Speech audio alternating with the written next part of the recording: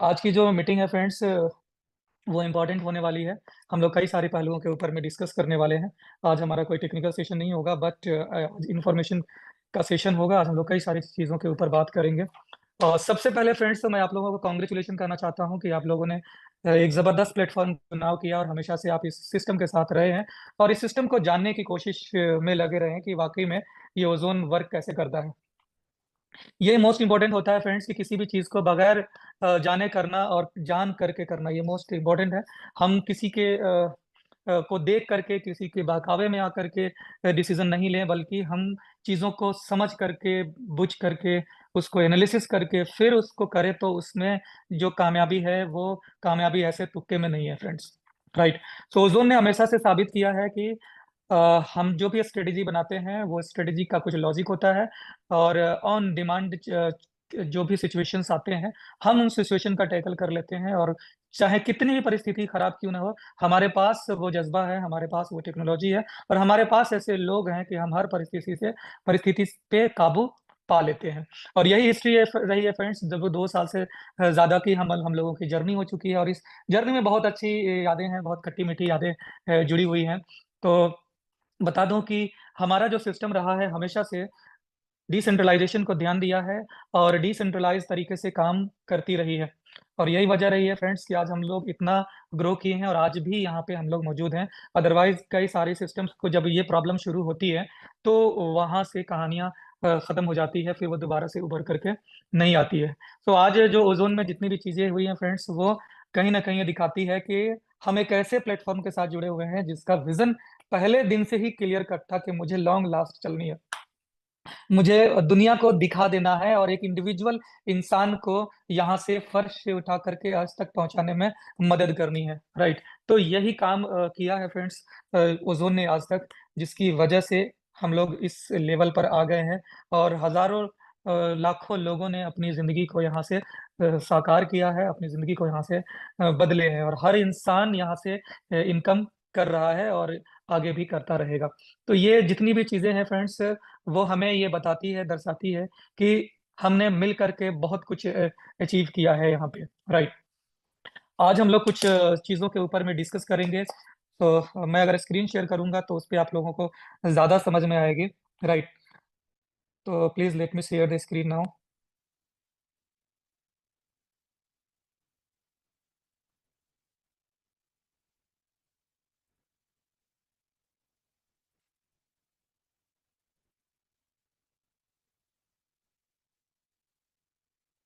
क्या screen share हो रही है? जी, जी, हो रही है sir. Thank you so much. तो आज हम कई सारे क्वेश्चंस को लेकर के आने हैं। पहला हमारा क्वेश्चन था अनस्टिकिंग को लेकर के। बहुत सारे लोगों का कॉल्स आ रहे थे, हालाँकि मैंने लोगों को बताया भी था इसके बारे में। दूसरा है गेमिंग को लेकर के है, तीसरा है प्राइस को लेकर के है, चौथा इनकम को लेकर के है। इतने सारे टॉपिक्स हैं आज के डेट में फ्रेंड्स, तो वो मैं एक-एक कर कर के यहाँ पे मैं बात करूँगा और कोशिश करूँगा कि आप लोगों को प्रॉपर तरीके से इसके बारे में बता दी जाए। फ्रेंड्स, बताना चाहूँगा कि ओज़ोन में हमेशा से सेंट्रलाइज़ हुआ है और हम लोगों ने डिसेंट्रलाइज़ेशन को सबसे ज़्यादा अगर किसी कंपनी ने प्रमोट किया हो, तो वो ओज़ोन है। और आज मैं इस बात को डंके की चोट पे कह सकता हूँ कि लाखों लोगों को ओज़ोन से ये पता चला कि what is smart contract, what is centralization smart contract and what is decentralization smart contract. एक-एक चीज़ के बारे में मैं ये कह सकता हूँ और आप इसको डिनाई नहीं कर सकते कि ओज़ोन ने आपको इसके बारे में नहीं बताया, आपको अवेयर नहीं किया। जब मेरी शुरुआत हुई थी 2022 में इस सिस्टम में, तो उस टाइम में जब हम लोगों की बातचीत चलती थी, तो वहाँ पे जो चीज़ें बताई जाती थी, स्मार्ट कॉन्ट्रैक्ट तो बता दिया जाता था कि हाँ, ये स्मार्ट कॉन्ट्रैक्ट है, लेकिन उसे स्मार्ट कॉन्ट्रैक्ट का ओनर के बारे में पता नहीं होता था। यानी अगर हम लोग ये बात करें कि ये स्मार्ट कॉन्ट्रैक्ट है, तो हमें सिर्फ़ ये समझ में आता था कि ये स्मार्ट कॉन्ट्रैक्ट है और ये ऐसे लगता था कि जैसे इसका कोई मालिक होता ही नहीं है, इसमें कुछ कोई कर ही नहीं सकता है। इस तरह की बातें हमें समझा दी जाती थी और लाखों टोकन्स, लाखों कॉइन्स यहाँ पे ला कर के रखवा ली जाती थी और एक दिन यहाँ से वो चीज़ें खत्म हो जाती थी, निकल जाती थी। और वो कैसे निकलती थी? क्योंकि हर एक स्मार्ट कॉन्ट्रैक्ट का कोई ना कोई ओनर होता है जो इसे क्रिएट करता है, उसे हम क्रिएटर भी बोलते हैं, राइट?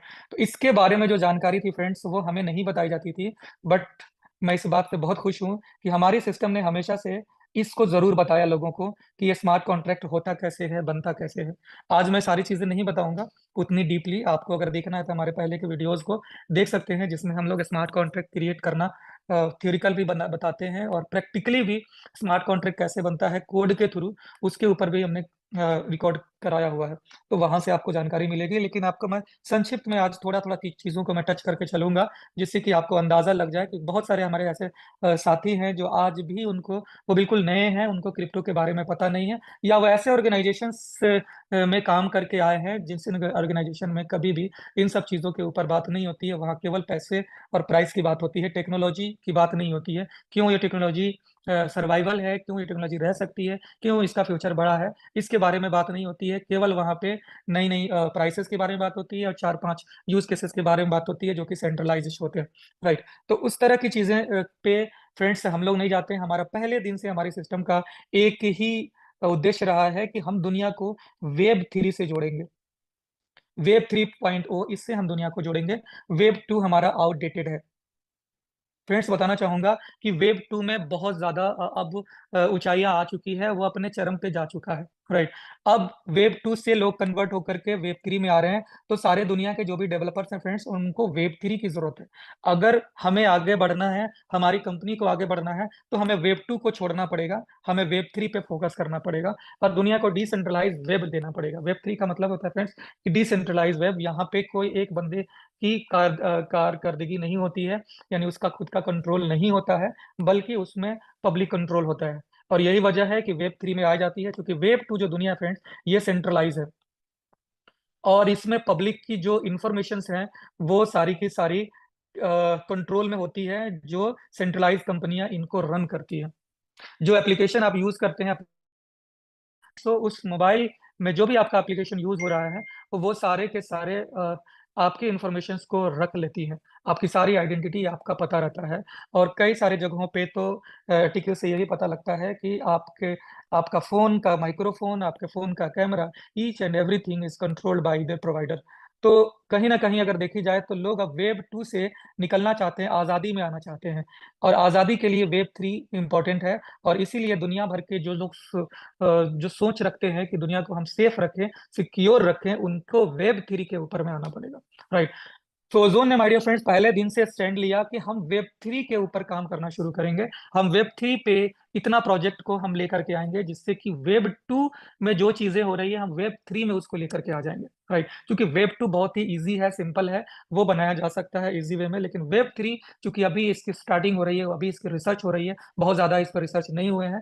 अगर बात करी जाए अगर डेवलपर्स की भी, तो बहुत कम ऐसे डेवलपर हैं जो कि वेब 3 के ऊपर काम कर रहे हैं। लेकिन जो लोग आज के डेट में पढ़ाई कर रहे हैं, मैं उनसे यही कहूंगा कि आप लोग वेब 2 पे अगर काम कर रहे हैं, तो साथ ही साथ वेब 3 को भी सीखने की कोशिश करें, क्योंकि आने वाला जो फ्यूचर है वो वेब 3 का होगा। और अच्छी बात यह है फ्रेंड्स कि गवर्नमेंट में भी अब जो सिलेबस है, उसमें अब इंटरनेट की वेब 3 के बारे में पढ़ाई शुरू हो गए हैं, ब्लॉकचेन के बारे में पढ़ाई शुरू हो गए, यानी इसकी इंपॉर्टेंस समझ में आने लगी है, राइट?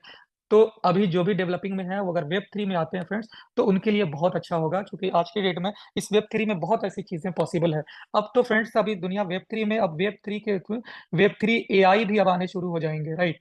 यानी कि जो एआई जो अभी चल रही है सेंट्रलाइज तरीके से, डिसेंट्रलाइज एआई के ऊपर भी अब फोकस होना शुरू हो गया है और इसके ऊपर काम होना शुरू हो जाएगा। तो देखा जाए तो ये वेब 3 है फ्रेंड्स, ये बहुत ज्यादा फ्यूचरिस्टिक प्लेटफॉर्म है आज के डेट में, ठीक है? और इसी के लिए हमेशा से जो दूर की जो कंपनियां होती है, जो दूर की दृष्टि रखने वाली जो कंपनीज होती है, उनको वेब 3 के ऊपर काम करना पड़ेगा, तभी वो दुनिया को कुछ नई चीज दे पाएंगे। अदरवाइज जो है वो ऑलरेडी तो है ही, वहाँ कंपटीशन भी ज्यादा है, सब चीजें हैं। लेकिन उस कंपटीशन से अगर आप बाहर आएंगे, थोड़ी सी मुश्किल आपको ज्यादा होगी, लेकिन आप कंपटीशन से ऊपर आ जाएंगे और आपके पास कंपटीटर ज्यादा नहीं होगा, और आप यहाँ पे बहुत बड़ा अपना मुकाम बना सकते हैं as a developer, right? Not even for the developer, Ozone ने आपके लिए ऐसे टूल्स प्रोवाइड कर दिए कि आप डेवलपर न भी हैं, फिर भी आप बहुत ऐसे काम हैं जो कि आप यहाँ पे कर सकते हैं, if you are not a developer. No issue. हमारे पास आपके लिए भी ऑप्शंस हैं और हमने वेब 3 को देना शुरू कर दिया। फ्रेंड्स, पहली चीज कि हमने ब्लॉकचेन बनाया, और ये ब्लॉकचेन बनाया दुनिया के सबसे फास्टेस्ट टेक्नोलॉजी कॉस्मोस का आर्किटेक्चर हमने यूज किया, राइट। और इस आर्किटेक्चर पे हम लोगों ने अपडेट किया अपना सिस्टम और खुद का ब्लॉकचेन, खुद का नेटिव ब्लॉकचेन बनाया, राइट। यानी कि और ये हम पब्लिक आर्किटेक्चर यानी पब्लिक ब्लॉकचेन पे हम लोग काम कर रहे हैं। यानी हमारा जो ब्लॉकचेन है वो पब्लिक आर्किटेक्चर पे बना हुआ है, यानी इसको पब्लिकली यूज होने हैं। जिस तरह से बिटकॉइन है, इथेरियम है, ट्रोन है, पॉलीगॉन है, उसी तरह से हमारा ओजोन है जो ब्लॉकचेन पब्लिकली पब्लिश किया जा चुका है, राइट। अब जो इंडिविजुअल्स हैं उनको इनके भी नोट्स प्रोवाइड किए जाएंगे। अभी नोट्स कंपनी के हाथों में है 5 नोट्स, 2 नोट्स जो है वो एक्सचेंजेस के पास है। तो 7 नोट्स पे हमारा अभी काम हो रहा है और अपडेट्स भी कई सारे अभी होने बाकी है। इसलिए अभी इसको पब्लिकली यानी पब्लिक को अभी नहीं दिया गया, क्योंकि पब्लिक को बार बार अपडेट करने की जरूरत पड़ जाएगी जब भी हम कोई चीज़ उसमें अपडेट करना चाहेंगे। तो एक बार हमारा फाइनल अपडेट कंप्लीट हो जाएगा फिर हम उसे पब्लिक दे देंगे, यानी नेक्स्ट ईयर में हम लोग इसे पब्लिक देना शुरू कर देंगे। जनवरी टू मार्च के अंदर में हम लोग इसे दे देंगे। फिर ये तो नहीं पड़ेगी, अगर फिर भी पड़ेगी भी तो हम गिटहब के ऊपर उसका कोड को अपडेट कर देंगे और वहां से जो जो नोड होल्डर्स हैं वो सारे लोग अपने अपने में अपडेट कर देंगे। यानी वो कभी कभार जब जरूरत होगी तभी हो पाएगी वोटिंग करने के लिए। जैसे कि अभी इथेरियम है, ट्रोन है, पॉलीगॉन है, इन लोगों को जब भी कोई अपडेट करना होता है तो वो लोग अपने गिटहब अकाउंट से उस कोड को अपडेट कर देते हैं। वहां से जो माइनर्स होते हैं, जो नोड होल्डर्स होते हैं, वो अपने अपने सिस्टम में अपने अपने नोड में उस अपडेट को चला देते हैं, राइट। तो यही ब्लॉकचेन का आर्किटेक्चर होता है, पब्लिक ब्लॉकचेन का, जो कि उस पर काम करती है और वो इस तरह से उसके नोट्स बढ़ते चले जाते हैं। अच्छी बात यह है माय डियर फ्रेंड्स कि हमारी जो ओजोन की जो कैपेसिटी है ये अनलिमिटेड नोड की कैपेसिटी है। यानी यहाँ ऐसा नहीं है कि सिर्फ 20 नोड ही चल सकते हैं, 50 नोड की कैपेसिटी होती है, किसी की 100 नोड्स की कैपेसिटी होती है। लेकिन हमारा जो ओजोन है इसमें अनलिमिटेड नोड्स की कैपेसिटी है। As much as you want you can start. तो यहाँ पे ये सिस्टम दी गई है कि दुनिया भर के लोग जो भी चाहेंगे, जितना चाहेंगे, हमारे इस नोड का होल्डर बन सकते हैं। और नोड के थ्रू जब वो वैलिडेशन करेंगे तो उनको इसकी माइनिंग मिलती है, जो गैस फी से जो कलेक्ट करी जाती है वो माइन होकर के उनको मिल जाता है, राइट। लेकिन साथ ही साथ हमारे यहाँ एक डेलीगेटर सिस्टम भी दिया हुआ है फ्रेंड्स, और वो डेलीगेट्स भी करते हैं तो डायरेक्ट ब्लॉकचेन पर करते हैं, किसी और नोड होल्डर को डेलीगेट नहीं करते हैं। ऐसा भी सिस्टम होता है फ्रेंड्स, मैं बताता हूँ आपको, थोड़ी सी जानकारी इसको दे दूं कि ब्लॉकचेन में दो तरह से इनकम करी जाती है माइनिंग में। माइनिंग में एक होता है वैलिडेटर और दूसरा होता है डेलीगेटर। यानी प्रूफ ऑफ स्टेक जो ब्लॉकचेन है ये इस तरह से काम करती है, राइट। जो प्रूफ ऑफ वर्क है जैसे बिटकॉइन वगैरह है, वहां पे एक ही होता है माइनर, ठीक है। ये प्रूफ ऑफ वर्क में होता है, राइट। या प्रूफ ऑफ अथॉरिटी में भी यही होता है। तो अब हम लोग बात करते हैं प्रूफ ऑफ स्टेक की फ्रेंड्स। तो वैलिडेटर होते हैं और डेलीगेटर्स होते हैं, दो चीजें होते हैं। तो अ, ये दो तरह से हो सकते हैं। एक ये होगा कि वैलिडेटर के नीचे डेलीगेटर होगा। ये मान लें कि ये ब्लॉकचेन है, एक होता है वैलिडेटर के नीचे डेलीगेटर्स होता है, और एक होता है कि डायरेक्ट ब्लॉकचेन और डेलीगेटर के बीच में एक कॉन्ट्रैक्ट बना दी जाती है, राइट। यानी इन तीनों के बीच में एक कॉन्ट्रैक्ट बन जाता है, प्लस तीनों को कर दी जाती है। तो कई सारे सिस्टम में आपने देखा होगा कि जो डेलीगेटर्स होते हैं वो लोग क्या करते हैं, डेलीगेटर्स जो होते हैं वो क्या करते हैं कि डेलीगेट करते हैं वैलिडेटर्स को। यानी कि यहाँ से कॉइन उठा करके इनको दे देते हैं, 10, 20, 50, 100 जो भी होते हैं वो दे देते हैं, और जो वैलिडेटर होते हैं ये उठा करके यहाँ ब्लॉकचेन पे रख देते हैं। यानी वैलिडेटर जो नोड होता है, इनकी जो नोड में जो बैलेंसेस होते हैं वो ब्लॉकचेन से जुड़ी रहती है। तो यूँ समझ सकते हैं इजी वे में कि ये दे देते हैं ब्लॉकचेन को, राइट, और डेलीगेटर दे देते हैं वैलिडेटर को। तो यहाँ पे एक समस्या ये आती है, कई बार ये जो वैलिडेटर्स होते हैं ये फर्जी लोग भी आ जाते हैं और लोगों से फर्जी डेलीगेट्स करा लेते हैं और कॉइन लेकर के निकल जाते हैं। तो ये एक बहुत बड़ी समस्या होती है कि वैलिडेटर्स बन गए गलत तरीके से, और लोगों से डेलीगेट्स करा लिया, बोला कि मैं वैलिडेटर हूँ, आप मेरे यहाँ कॉइन डालो, मैं आपको परसेंटेज फिक्स करके दूंगा। कोई कहता है कि 40-60 दूंगा, कोई कहेगा 50-50 दूंगा, कोई कुछ करेगा। तो इस तरह के भी फ्रॉड होते हैं, राइट। लेकिन कुछ ब्लॉकचेन्स में ये होते हैं कि डेली वैलिडेटर्स वैलिड अगर डेलीगेटर्स अगर डालेंगे कॉइन्स तो वैलिडेटर्स इसको निकाल नहीं पाएंगे, राइट। जब भी होगा वो डेलीगेटर्स के ही कंट्रोल में रहेगा। तो ये सेफ्टी होता है। तो मार्केट में हर तरह की चीजें हैं, इसको जानने की जरूरत है, राइट। ओजोन ने क्या किया कि इन्होंने इंडिपेंडेंट डेलीगेटर बना दिया। इन्होंने कह दिया कि आपको वैलिडेटर से कोई बात करने की जरूरत नहीं है कि मुझे क्या मिलेगा क्या नहीं मिलेगा। राइट। मुझे आप डायरेक्ट ही डेलीगेट कर दो ब्लॉकचेन पे। राइट। एक स्मार्ट कॉन्ट्रैक्ट के माध्यम से, जो इस स्मार्ट कॉन्ट्रैक्ट का जो कनेक्शन होगा सारे वैलिडेटर से होंगे, यानी चेन से हो रहे हैं। डायरेक्ट आपका जो स्मार्ट कॉन्ट्रैक्ट बन रहा है वो ब्लॉकचेन पर बन रहा है। ब्लॉकचेन क्या है कि कई सारे नोड्स से मिलकर के बनता है। उसमें कई सारे नोड्स में क्या होता है कि चेन्स होते हैं और ब्लॉक्स होते हैं। उन ब्लॉक्स की चेन्स को ही ब्लॉकचेन बोलते हैं। राइट। और वो ब्लॉक्स क्या होता है, वो इन्फॉर्मेशन का एक ये होता है, डायरी होती है, समझ ले। उसमें ट्रांजेक्शन्स लिखे रहते हैं, पिछला आगे का सारा रिकॉर्ड रहता है और एक दूसरे से कनेक्ट होता है। और वो जो ब्लॉकचेन की जो ब्लॉक्स होते हैं वो टाइमिंग बाई पीरियडिकली होता है, जनरेट होता है। यानी पहला एक फर्स्ट ब्लॉक ऐसे बनेगा, बनेगा, ऐसा नहीं है कि फर्स्ट बन जाएगा डायरेक्ट थर्ड बन जाएगा, नहीं। बीच में सेकंड होगा, फोर्थ होगा। ये एक दूसरे से कनेक्टेड रहते हैं, इंटरकनेक्टेड। राइट। और ये सारे ब्लॉक्स हर एक नोड में इंस्टॉल रहते हैं, हर एक नोड में। यानी कि अगर हम लोग इसको ऐसे बात बात कर लें कि जो ब्लॉक्स है, राइट, इसकी एक चेन है, ये भी ब्लॉक्स है, ये भी ब्लॉक्स है, ये भी ब्लॉक्स है। राइट। और ये सारे जो ब्लॉक्स है फ्रेंड्स, ये कहाँ रहता है, ये रहता है नोड्स में। राइट। यही नोड्स होता है, यही वैलिडेटर होता है। ठीक है। यानी एक कंप्यूटर होता है, सिंपल से समझ लीजिए, कंप्यूटर, ये हैवी कंप्यूटर होता है, यानी सर्वर बोलते हैं इसको। सर्वर्स होता है एक्चुअल में, ये नॉर्मल कंप्यूटर नहीं होता है, ये सर्वर होता है। और इसमें आपका जो नोड होता है वो इंस्टॉल होता है। राइट। अब ये ब्लॉकचेन भी काम करता है फ्रेंड, जैसे कई सारे लैंग्वेजेस होते हैं, जैसे नोड डॉट जेएस, ये लैंग्वेजेस लोग यूज करते हैं। गो लैंग्वेज यूज करते हैं, कई सारे चीजें होते हैं, कोई रस्ट यूज करता है। तो हर एक ब्लॉकचेन की अपनी अपनी लैंग्वेज होती है, उस पर वो चीज बनी रहती है। और फिर स्मार्ट कॉन्ट्रैक्ट बनते हैं, वो सॉलिडिटी पे बनते हैं, यूल पे बनते हैं। कई सारे अभी बहुत सारे हैं। अब मैं तो उतना नॉलेज नहीं, मैं डेवलपर हूँ नहीं। और डेवलपर को भी हर चीज के बारे में नॉलेज नहीं हो पाता है, क्योंकि हर हर एक बंदा अपने अपने फील्ड का जानकार होता है। तो ओवरऑल मैं कोशिश करता हूँ कि आप लोगों को इसकी जानकारी दूं जहां तक मैं समझता हूँ। राइट। उसके अलावा आप इसकी जानकारी गूगल से सर्च करें, ओपन एआई यानी चैट जीपीटी से सर्च करें, जिमिनी है आज के डेट में, तो व्हाट्सएप के अंदर में भी आ गया हुआ है ये। राइट।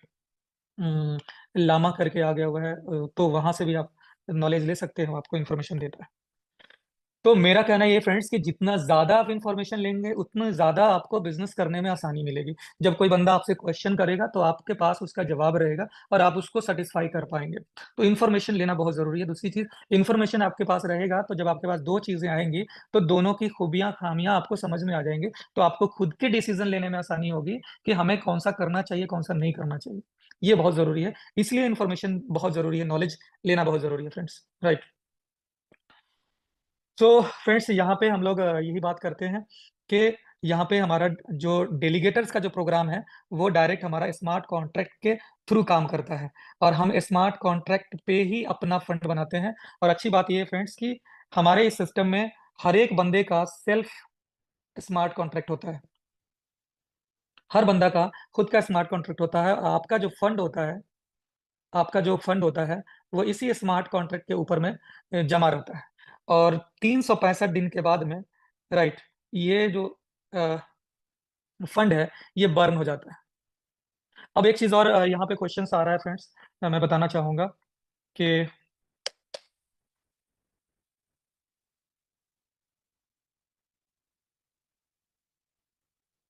हाँ, एक क्वेश्चन यही आ रहा था कि हमारा दो क्वेश्चंस यहाँ पे क्रिएट होते हैं। एक तो हमारा हाल्विंग का सिस्टम है, राइट, कि 20 ईयर्स तक आपकी हाल्विंग होगी, 20 ईयर्स तक हाल्विंग होगी। तो यहाँ पे ऑप्शन ये आता है कि हमारा हर हर साल हमारी जो वो है माइनिंग जो है वो 0.5%, 0.5% का ये है, यानी कि हाल्विंग होती है। यानी उतनी कम इन आपकी माइनिंग आनी शुरू होती है। जैसे कि मान लो कि 2024 में हमें 1% मिल रहा है, तो अगले साल हमें 0.95% मिलेगा। ठीक है। उसके बाद हमें 0.9 मिलेगा, फिर 0.8 मिलेगा, फिर 0.75 होगा। राइट। तो आफ्टर 10 ईयर्स ये होगा कि लोगों की जो खुद की जो ये है, एक साल में, यानी 365 दिन में तो सिर्फ सेल्फ मिल पाएगा, उनको फिर प्रॉफिट कहाँ होगा। तो वो माइनिंग में क्यों इन्वेस्ट करेंगे, स्टेकिंग। मान लें कि आज के डेट में हम लोगों ने कॉइन डाला तो हमें 2.5 गुना मिल जाता है। लेकिन 5 साल के बाद में फिर ये 2.5 गुना से 2 गुना हो जाएगा, उसके बाद में और कम आना शुरू हो जाएगा। तो एक टाइम ऐसा भी आएगा कि हमारा जो इन्वेस्टमेंट हो रहा है सिर्फ वही रिटर्न होगा, तो लोग क्यों डालेंगे, राइट। इसीलिए हमारी सिस्टम ने क्या किया था कि ये जो 365 डेज का जो टाइमिंग का जो सोल्यूशन है, इसमें क्या किया कि हम इसे घटा बढ़ा सकते हैं। यानी 365 डेज को हम चाहें तो इसको हम 700 डेज कर सकते हैं, हम इसे 1000 डेज कर सकते हैं, राइट। यानी इस डेट को हम 365 भी कर सकते हैं, इसको चाहे तो हम 1 दिन भी कर सकते हैं, 1 महीना भी कर सकते हैं। ये एक सिस्टम बनाया जाता है किससे, ये हमारे जो स्मार्ट कॉन्ट्रैक्ट है वो चीज यहाँ पे लिख दी जाती है। और इसका जो ओनर होता है फ्रेंड्स, इस जो स्मार्ट कॉन्ट्रैक्ट का जो ओनर होता है वो हमारा जो नोड होते हैं ना, नोड होल्डर, उनकी वोटिंग से होता है। यानी कि ये नोड होल्डर ही इसके ओनर होते हैं, राइट।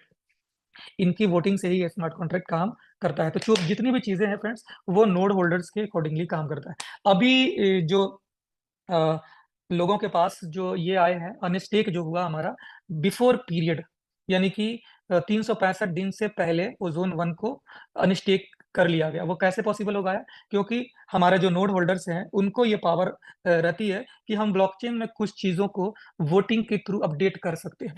बहुत ऐसी चीजें हैं कि ब्लॉकचेन में अपडेट नहीं करी जा सकती है। जैसे एग्जांपल, अगर ब्लॉकचेन में एक ब्लॉक्स बन गया फ्रेंड्स, राइट, तो हम इस ब्लॉक्स को डिलीट नहीं मार सकते, राइट। अगर हम इस ब्लॉक को डिलीट करेंगे तो पूरा ब्लॉकचेन ही डिस्ट्रॉय हो जाएगा। दूसरी चीज, ब्लॉकचेन में कोई एड्रेस अगर हम जनरेट कर देते हैं, मेटामास्क के थ्रू जनरेट कर देते हैं, तो हम उस एड्रेस को कभी भी डिलीट नहीं कर सकते हैं। वो हमेशा के लिए, जब तक ब्लॉकचेन जिंदा है, एक भी नोड वर्किंग है, तो वो एड्रेस वहां पे बना रहेगा। इसके अलावा इस एड्रेस में अगर कोई फंड है, राइट, तो इस फंड को हम नहीं निकाल पाएंगे, राइट।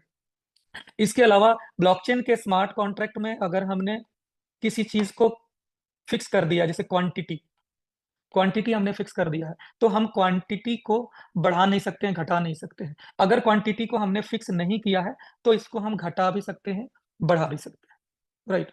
तो ये चीजें डिपेंड करती है जब हम आपकी आर्किटेक्चर बनाते हैं, राइट। तो कुछ चीजें हैं जो कि हम कर सकते हैं, गैस बढ़ा सकते हैं, गैस को घटा सकते हैं, टाइमिंग बढ़ा सकते हैं, टाइमिंग घटा सकते हैं।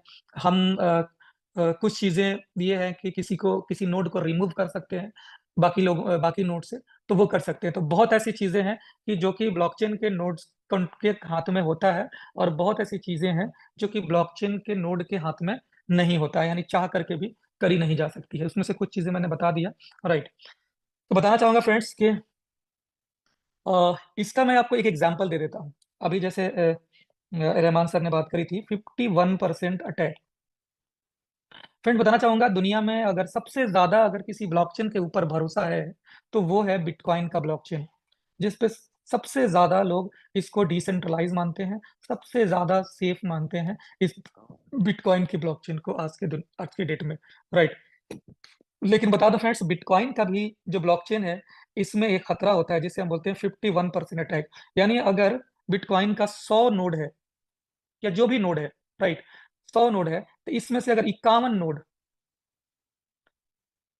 और एक तरफ हो गया 49 नोड, इसमें से 51 से ऊपर नोड्स अगर कोई डिसीजन ले लेता है तो वो ब्लॉकचेन के अंदर अल्टर कर सकता है कुछ हद तक, राइट।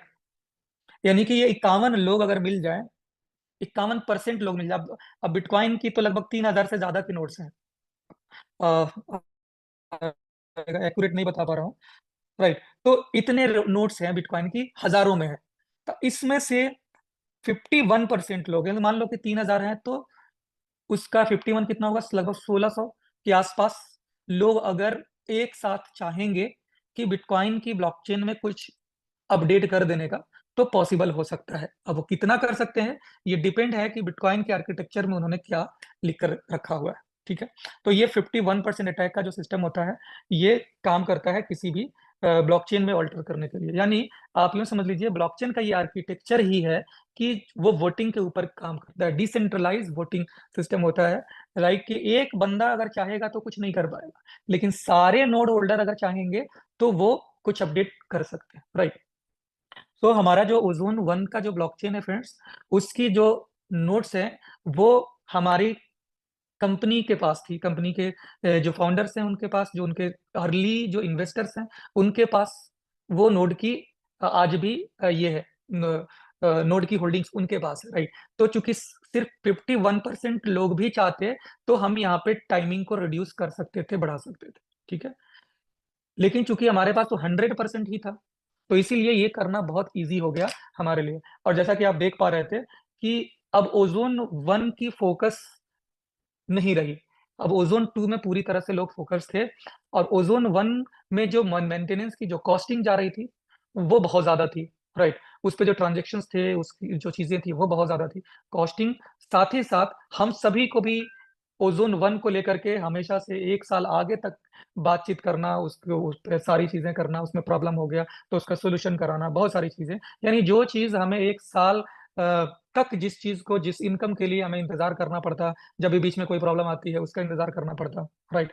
तो जब जब माइनिंग बंद हो गई, कुछ हो गया, कंप्लेन करना, यानी कि हमें 1 साल तक इंतजार करना पड़ता और लोगों के साथ इंटरेक्ट करना पड़ता, और खुद भी अगर माइनिंग नहीं आ रही है तो उसमें परेशान होना होता। तो इसके लिए कंपनी ने सोल्यूशन एक हम लोगों के लिए अच्छा कर दिया कि जो चीज 1 साल बाद आनी है वो चीज को उन्होंने अभी से दे दिया कि आप ये ले लीजिए, आप भी फ्री हो गए। और हमारे जो डेवलपर्स जो उसके लिए डेडिकेटेड हैं, जो हर दिन रात उसको चेक कर रहे हैं, वो भी यहाँ से फ्री हो जाएंगे। और वो डेवलपर्स अब ओजोन 2.0 के अंदर अपनी ड्यूटी देंगे। तो जिसकी वजह से 2.0 को हम और ज़्यादा एडवांस बना पाएंगे, और ज़्यादा इसके ऊपर रिसर्च कर पाएंगे, और ज़्यादा इसके ऊपर नई नई वेब3 एप्लीकेशंस को लॉन्च कर पाएंगे, राइट। तो इस तरह से कंपनी का भी हेडेक खत्म हो गया। और सबसे बड़ा हेडेक हम लोगों के बीच में ये हो रहा था कि कभी किसी को ये इशू, कभी वो इशू, ये इशू। अब दोनों दोनों इश्यूज को हम लोग देख देख करके परेशान हो रहे थे, राइट। और 1 साल बाद जो चीजें आई, हम लोग खुशी हो गई कि चलो 1 साल में जो इनकम करना था वो आज ही मिल गया एडवांस में। तो ये हमारे लिए एक बहुत बड़ा अचीवमेंट हो गया। अब जो 20 ईयर्स की जो माइनिंग है फ्रेंड्स, हमें 19 साल मिलता, अब हमें 20 सालों तक माइनिंग मिलती रहे, राइट, राइट। की चूंकि 1 साल के बाद में फिर हम उसे बर्न करते हैं, फिर 1 साल के बाद से फिर वहां पे हमारी रॉयल्टी शुरू होनी होती है। और आज ये हो गया कि आज से हमारी रॉयल्टी शुरू हो जाएगी और अगले 20 ईयर्स तक आपको रॉयल्टी मिलती रहेगी। फ्रेंड्स, बताना चाहूंगा कि हमारा जो ओजोन 2 का जो ब्लॉकचेन है, इसका 5 नोट्स, यानी अभी भी 51% से ज्यादा नोट्स जो है वो हमारे डेवलपर्स और उनकी टीम के पास में है। और 2 जो है वो एक्सचेंजेस के पास में है। लेकिन जैसे ही अपडेट कंप्लीट होगा, ये सारा का सारा हम लोग पब्लिक को दे देंगे, और फिर पब्लिक के हाथों में सारा का सारा कंट्रोल चला। फिर चूंकि पहले दिन से ही बताया गया था फ्रेंड्स कि हम जो जोन का जो ब्लॉकचेन है उसको हम लोग पब्लिश कर देंगे दुनिया में, राइट। तो चूंकि हम लोगों ने पहले इसलिए नहीं किया था कि हमारा जो कोड है वो कॉपी हो जाएगा और लोग हमारे कंपटीशन में खड़े हो जाएंगे, क्योंकि हमने बड़ी मेहनत से पब्लिक ओरिएंटेड ब्लॉकचेन बनाया है जहाँ पे पब्लिक माइनिंग करती है। ये दुनिया की इकलौती चेन है जहाँ पे एक्चुअल में पब्लिक को इस तरह से माइनिंग होकर के मिलती है, राइट। तो ये जो टेक्नोलॉजी है वो हम लोग नहीं देना चाह रहे थे, लेकिन चूंकि अब हम लोग उस लेवल पर आ चुके हैं कि अब हम अगर किसी को दे भी दें तो फर्क नहीं पड़ेगा, क्योंकि कॉपी कॉपी होता है, ओरिजिनल ओरिजिनल होता है, राइट। तो उस चीज को हम लोग पब्लिकली अब कर देंगे, यानी कि नेक्स्ट ईयर में हमें लगता है कि फर्स्ट क्वार्टर में ही हम लोग इस चीजों को पब्लिश कर देंगे। और उसके बाद में फिर अगर कुछ भी इसमें अपडेट करने की जरूरत होगी तो पूरी कम्युनिटी को ये बताई जाएगी कि आपको ये चीजें करनी है। जब पूरी कम्युनिटी वोटिंग करेगी तभी कुछ हो पाएगा, अदरवाइज किसी के हाथ में इकलौता हाथ में नहीं रह पाएगा, राइट। तो ये जो हकीकत है फ्रेंड्स, कंपनी हमेशा से आप लोगों को बताती है। कोई भी चीज ऐसा नहीं होता है जो कि आपसे छुपा कर रखी जाए और आपको गुमराह करी जाए, राइट। क्योंकि आज जो क्वेश्चंस आ रहे हैं फ्रेंड्स, वो हमारे नॉलेज के बदौलत ही आ रहे हैं। हमने ही लोगों को अवेयर किया था, और लोग हमसे आज के डेट में क्वेश्चंस करते हैं डिसेंट्रलाइज और सेंट्रलाइज को लेकर के। मुझे खुशी होती है कि लोग इतने अवेयर हैं कि लोग हमसे सवाल करते हैं, तो जरूर और जगह भी सवाल करते होंगे और बहुत सारे स्कैम से बचते होंगे, राइट। तो इस चीज को मैं बहुत अप्रिशिएट करता हूँ कि आप लोग इस तरह के सवाल रखते हैं, राइट। और मैं कंपनी का भी बहुत सैल्यूट करता हूँ, शुक्रगुजार हूँ कि उन्होंने जो हकीकत है, जो पॉसिबल है, उसको करती है। उन्हें ये डर नहीं है कि मुझे पब्लिक का सेंटीमेंट लेना है, पब्लिक को गुमराह करना है। एक काम करो, इसमें क्वेश्चन आ जाएगा तो मैं इस काम को नहीं करता हूँ, इसको रहने देता हूँ, छुपा के रखता हूँ, इन सब चीजों को नहीं। कंपनी डंके के चोट पे बोलती है कि जो आर्किटेक्चर पूरी दुनिया की है, ब्लॉकचेन जो पब्लिक में होती है, वही आर्किटेक्चर ओजोन के अंदर में भी है। एक भी इधर उधर की चीजें नहीं है। जो दुनिया से प्रूवन आर्किटेक्चर है कॉस्मोस का, वही आर्किटेक्चर हमने यूज किया। पहले वाले में हमने इथेरियम का यूज किया था, राइट, आर्किटेक्चर वही हमने किया था। अब कॉस्मोस का आर्किटेक्चर, और आर्किटेक्चर का मतलब ये नहीं है माय डियर फ्रेंड्स कि हमारा ब्लॉकचेन कॉस्मोस का है, नो। ये आर्किटेक्चर अगर इथेरियम का यूज कर रहे हैं, ये नहीं है कि हमारा ब्लॉकचेन इथेरियम के ऊपर चल रही है, नो। आर्किटेक्चर का मतलब क्या होता है फ्रेंड्स कि यूं समझ ले कि आपने जिस ढांचा पे, टेक्नोलॉजी पे जिस चीज को बनाया है, लाइक आपके घर में आर्किटेक्चर आते हैं तो क्या करते हैं, फाउंडेशन बनाते हैं। तो आपने फाउंडेशन में क्या क्या चीजें यूज करी है, मटेरियल क्या क्या यूज किया, समझ रहे हैं? आपने फाउंडेशन में कितना सरिया लगाया है, कितना आपने गिट्टी बालू सीमेंट, कितना क्वांटिटी होती है, वो जो आर्किटेक्चर्स आप यूज करते हैं, क्या क्या फील्ड, कहाँ पे क्या क्या चीजें रहती है, इसको बोलते हैं आर्किटेक्चर। तो हम कॉस्मस के आर्किटेक्चर्स को देखें, समझे, उसके मटेरियल को समझे, चीजों की है, लेकिन बिल्डिंग हमने अपने तरीके से बनाया है। हमारे बिल्डिंग में क्या क्या चीजें होंगी, हमने मटेरियल्स की जो क्वांटिटी है, क्वालिटी है, उसको समझा है, क्योंकि वो पहले से उस पर रिसर्च करके रखे हुए हैं, तो उसको समझा। अब हम अगर फिर से बिटकॉइन पे जाकर के रिसर्च करने लगे उनकी आर्किटेक्चर, फिर तो हम वहीं के वहीं रह जाएंगे। बिटकॉइन इसलिए ये है क्योंकि वो मदर ऑफ करेंसी है, बहुत पहले से होल्डर्स आता है, बाकी उसकी कोई टेक्नोलॉजी है नहीं। राइट, बस वही एक ही टेक्नोलॉजी है कि वो डिसेंट्रलाइज हो चुकी है, पब्लिक के हाथों में मैक्सिमम नोट्स है, हजारों लोगों के पास में है, तो वहां पे बहुत ज्यादा सेफ्टी है। बट टेक्नोलॉजी के बारे में बात करी जाए तो उससे बहुत बेस्ट इथेरियम है, ट्रोन है, पॉलीगॉन है, सोलाना है, कॉस्मोस है। राइट, तो जो जो हाईएस्ट में, माय डियर फ्रेंड्स, हम उसकी आर्किटेक्चर को, उसकी चीजों को चेक करेंगे और उसकी जो जो मटेरियल्स है उसके थ्रू हम अपना ब्लॉकचेन को बनाएंगे। राइट, तो ये चीज जो दिमाग में आप लोगों को कई सारे लोगों का ये भी सवाल आता है कि आर्किटेक्चर का मतलब है कि ब्लॉकचेन ही वो तो टोकन हो गया। राइट, तो बताता हूँ कि टोकन और में दोनों में फर्क होता है, इसको भी समझेंगे फ्रेंड्स। ये जो क्वाइन बोलते हैं और टोकन बोलते हैं, राइट, यही मार्केट में चलता है कि क्वाइन का मतलब ब्लॉकचेन और टोकन का मतलब हो गया कि विदाउट ब्लॉकचेन। लोग ऐसे समझते हैं, लेकिन एक्चुअल भाषा में अगर करी जाए माय डियर फ्रेंड्स, तो दो तरह के टोकन होते हैं। एक होता है नन फंजिबल और एक होता है फंजिबल। नन फंजिबल जिसे हम लोग एनएफटी बोलते हैं, नन फंजिबल टोकन, और फंजिबल टोकन को बोलते हैं हम लोग एफटी। राइट, लेकिन फंजिबल टोकन को दो पार्ट में बांटा गया है। एक है नेटिव और एक है नॉन नेटिव, या अल्टरनेटिव बोल सकते हैं इसे, यानी नेटिव नहीं है।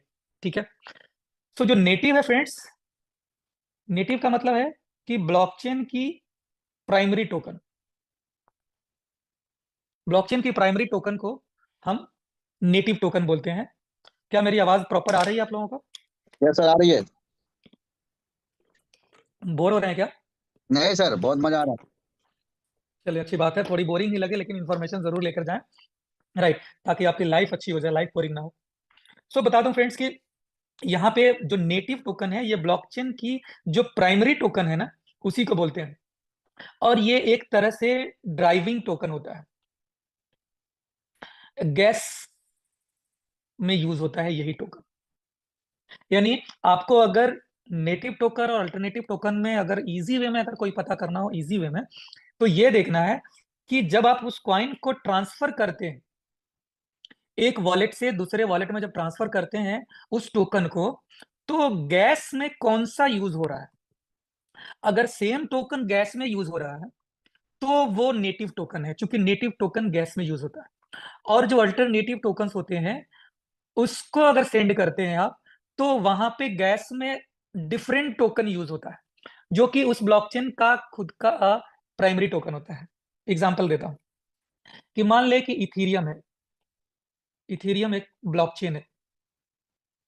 ठीक है, तो इथेरियम जो ब्लॉकचेन है, इसके दो दो टोकन होंगे, एक होंगे नेटिव और एक एक होंगे नेटिव टोकन और एक होंगे अल्टरनेटिव टोकन। ठीक है, जिसको हम लोग केवल टोकन के नाम से जानते हैं, और इसी नेटिव टोकन को लोग आम बोल भाषा में क्वाइन बोल देते हैं। ये क्वाइन या नेटिव टोकन, ये दोनों एक ही का नाम है, ये दोनों अलग नहीं है। और जो अल्टरनेटिव टोकन और टोकन है, ये एक ही चीज है। ठीक है, तो अगर हमें, जैसे इथेरियम का ब्लॉकचेन का नेटिव टोकन कौन है, ईटीएच है। तो अगर हम ईटीएच भेजते हैं किसी एक वॉलेट से, यानी मान लीजिए कि wallet one, wallet A to wallet B में अगर हम भेजेंगे, तो गैस में यूज होगा क्या, ईटीएच यूज होगा। ये 0.002 जो भी या वन हो, ये ईटीएच यूज होगा। तो अगर ईटीएच यूज हो रहा है गैस में भी, तो ये ईटीएच क्या है, ये नेटिव टोकन है। लेकिन वहीं पे अगर हम भेजते हैं शिबा इनु, यहाँ पे शिब भेजते हैं, शिब को भेजना है हमें ए से बी में, तो हमें शिब भेजने के लिए हमें उस ब्लॉकचेन का यानी ईटीएच चाहिए होगा, तभी हम शिब को यहां से यहां भेजेंगे। इसलिए शिब क्या है, ये अल्टरनेटिव टोकन है, यानी इसको सीधा टोकन बोलते हैं लोग, और ईटीएच जो है वैसे ही है। अब जैसे बीएनबी है, तो बीएनबी अगर भेजना होता है या ट्रोन भेजना होता है टीआरएक्स, तो इसकी गैस में भी बीएनबी यूज होगा, टीआरएक्स यूज होगा, तो ये क्या होगा कि ये हो गया नेटिव टोकन। लेकिन वही बीएनबी पे एक्स वाई जेड, तो उसको जब भेजेंगे यूएस, जैसे यूएसडीटी भी एक टोकन है, वो नेटिव टोकन नहीं है, ठीक है। तो यूएसडीटी जब भी आप भेजते हैं तो साथ में बीएनबी भी चाहिए होता है, ट्रोन भी चाहिए होता है, ये दोनों चाहिए होता है, तभी जाते हैं। इसलिए कि किसी भी नॉर्मल टोकन को यानी अल्टरनेटिव टोकन को भेजने के लिए उस ब्लॉकचेन का नेटिव टोकन चाहिए ही चाहिए, और नेटिव टोकन के बिना वो जाएगा ही नहीं। तो ड्राइवर का काम कौन कर रहा है? नेटिव कर रहा है, राइट। गैस कौन यूज हो रहा है? नेटिव यूज हो रहा है। या एनर्जी बोलते हैं, एनर्जी यूज हो रहा है तो नेटिव यूज हो रहा है, अल्टरनेटिव टोकन एनर्जी में यूज नहीं हो रहा है, ठीक है। तो इससे हमें एक सिंपल सा पता चल जाएगा कि ये हमारा नेटिव है और ये हमारा अल्टरनेटिव है। अब आपको पता है कि ओजोन, तो जब आप ओजोन भेजते हैं ए से बी में, तो क्या आपको वहां पे ईटीएच की जरूरत पड़ती है? क्या इथेरियम आपसे मांगी जाती है? अगर ये इथेरियम पे बनी हुई टोकन रहती फ्रेंड्स, तो ओजोन के भेजने के लिए इथेरियम मांगी जाती, और इथेरियम अगर आपके वॉलेट में नहीं होता तो इथेरियम नहीं जाता। अगर बीएनबी अगर हमारा कॉस्मोस पे है तो यहाँ पे एटम मांगी जाती, राइट। कॉस्मोस का जो नेटिव टोकन है वो मांगी जाती है, लेकिन यहाँ पे आपको नहीं मिलता, जरूरत नहीं पड़ती है, इसलिए कि ओजोन खुद एक नेटिव टोकन है। तो इसलिए जब भी आप ओजोन भेजते हैं तो गैस में कौन सा डिडक्ट होता है? ओजोन होती है। आपके वॉलेट पे इथेरियम रहे ना रहे, कॉस्मोस का रहे, एटम रहे ना रहे, लेकिन आप भेज सकते हैं। क्यों? क्योंकि ओजोन एक खुद ब्लॉकचेन है, ओजोन खुद एक नेटिव टोकन है, इसलिए वो आपको भेजती। चाहे ओजोन 1 की बात हो या ओजोन 2 की बात हो, ओजोन 1 भी हमारा नेटिव टोकन है और ओजोन 2 भी हमारा नेटिव टोकन, राइट। तो इस मुझे लगता है कि इससे अब आप लोगों को पूरी तरह से टोकन और अल्टरनेटिव टोकन, नेटिव टोकन और अल्टरनेटिव टोकन में पूरी तरह से आप लोगों को जो कंफ्यूजन था वो दूर हो गया, और ये भी साबित हो गया कि ओजोन है वो हमारा नेटिव टोकन है, हमारा खुद का ब्लॉकचेन है। और भी देखते हैं फ्रेंड्स, इन सब चीजों के ऊपर बात करूं तो फ्रेंड्स, जैसा कि देखा कि हमारा जो अनस्टेकिंग हुआ वो नोट्स की वजह से हमने टाइमिंग को 365 डेज को रनिंग कम कर दिया, वोट कर दिया, और आपने जो ब्लॉकचेन की जो स्पीड है उसको बढ़ा दिया, 365 डेज पर लेकर के चले गए, और उस तरह से हमने वोटिंग के थ्रू अनस्टेक कर दिया, और जिसकी वजह से आज सभी लोगों के पास विथ माइनिंग कॉइन्स उनका जो स्टेक लगा हुआ कॉइन था वो आपके पास आ गया, राइट। हाँ, यहाँ पे क्वेश्चन तब आता फ्रेंड्स कि जब ये जो टोकन्स था वो आपके एड्रेस पे ना जा करके कंपनी के एड्रेस पे चली जाती, तब वहां पे आपको प्रॉब्लम होता कि हमारे फंड को कंपनी ने निकाल लिया, राइट। लेकिन यहाँ पे पॉसिबल नहीं था, क्योंकि हमारी कोडिंग डिसेंट्रलाइज तरीके से करी गई थी कि जो ओनर होगा उसी को ही चीजें मिलती, राइट। तो चूंकि आप ओनर थे तो कॉइन जो रिटर्न है वो आप ही को मिला, और यहाँ पे 3x जो इनकम था, यानी डेली का जो 1% जो था 70 का, वो जो माइनिंग आनी थी उससे 1% भी ज्यादा नहीं हुआ, राइट। उससे 1% भी ज्यादा नहीं हुआ, यानी जितनी वो फिक्स थी, फिक्स से ज्यादा हम नहीं कर सकते थे, राइट। इसलिए जितनी फिक्स थी वो आई, यानी जो कोड्स हमने करे थे उस कोडिंग के अकॉर्डिंगली वोटिंग के थ्रू आया है। हमारा सिंगल नोड चाह भी लेता तो पॉसिबल नहीं होता, राइट। तो इस चीज को जानने की जरूरत है फ्रेंड्स कि ब्लॉकचेन में क्या क्या पॉसिबिलिटीज होती हैं, क्या क्या पॉसिबिलिटीज नहीं होती है, वो सारी चीजें आपको यहाँ पे बताई जाती है, जो कि पूरी दुनिया में किसी भी कॉन्सेप्ट में इतना डीपली बताया नहीं जाता, क्योंकि अगर इतना डीपली जाएंगे तो उनकी वाट लग जाती है, राइट। कुछ समझ में नहीं आता, क्योंकि आज तक क्या हो रहा है मार्केट में कि एक स्मार्ट कॉन्ट्रैक्ट बनता है और पब्लिक से बोला जाता है कि अपना फंड यहाँ डालो, और इस स्मार्ट कॉन्ट्रैक्ट का ओनर कौन होता है? कंपनी का जो बंदा होता है वही होता है, और वही इस स्मार्ट कॉन्ट्रैक्ट को ऑपरेट करता है, और यहीं से कॉइन को ट्रांसफर करी जाती है। यानी वहां पे कॉइन बनती नहीं है, कॉइन सेंड करी जाती है, डेली सेंड करी जाती है, और जिससे कि आपको माइनिंग बता दिया जाता है। लेकिन एक्चुअल में माइनिंग तो होती ही नहीं है, उन्होंने पहले से प्री माइंड कॉइन रखे रहते हैं, और जिसकी वजह से कभी भी वो आपके फंड को होल्ड कर सकते हैं, और कभी भी आप अ, आपको यहाँ से टर्मिनेट कर सकते हैं, राइट। एक बंदे के सिंगल एक एड्रेस के हाथ में होता है, सिंगल एड्रेस, जो कि इस स्मार्ट कॉन्ट्रैक्ट का मालिक है, वही जो चाहता है यहाँ से ऑपरेट करता है, और यहाँ से चाहे तो कॉइन निकाल करके एक्सचेंज के ऊपर बेच सकता है, और जिससे कि रेट को तुरंत गिरा सकता है खुद से, कम्युनिटी नहीं, सेल्फ।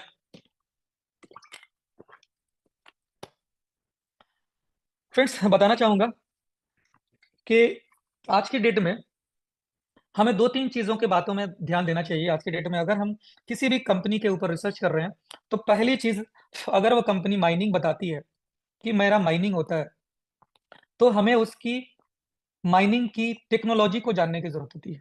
माइनिंग की टेक्नोलॉजी क्या है, ये बहुत जरूरी होता है। वहां पे पहले से प्री मिंटेड कॉइन तो नहीं है, यानी पहले से 100 करोड़ बना के रखे हो और इसमें से ट्रांसफर कर रहे हो और बोल रहे हो कि माइनिंग हो रही है, तो यहीं पे हमें वहां से ऑब्जेक्शन लगा देनी है, डिनाई कर देनी है कि आपके यहाँ माइनिंग नहीं होती है, आपके यहाँ पहले से कॉइन पड़ा हुआ है। इससे पहले बड़े बड़े स्कैम हुए हैं, यहाँ तक कि टेरा लूना आपने देखा होगा, इतनी बड़ी, जो कि दुनिया के हर एक एक्सचेंज पे, बाइनेंस पे लिस्टेड थी, हर एक पे, और उसने इतना बड़ा स्कैम कर दिया जस्ट बिकॉज कि वहां पे पहले से कॉइन पड़े हुए थे और स्टेकिंग के नाम पे लोगों को कॉइन ट्रांसफर करी जाती थी और बोला जाता था कि माइनिंग हो रही, राइट। और इतनी बड़ी स्कैम वहां से हुई। तो वो क्यों कर पाए? क्योंकि उन्होंने शुरू में 2% कॉइन मार्केट में दिया लोगों को, कम रेट में, $1 से शुरू करी, और धीरे धीरे धीरे रेट को बढ़ाना शुरू किया, $100 पे गया, और उसके बाद में वो बाकी के कॉइन्स को बेचना शुरू कर दिया और मार्केट उनका हो गया क्रैश, राइट।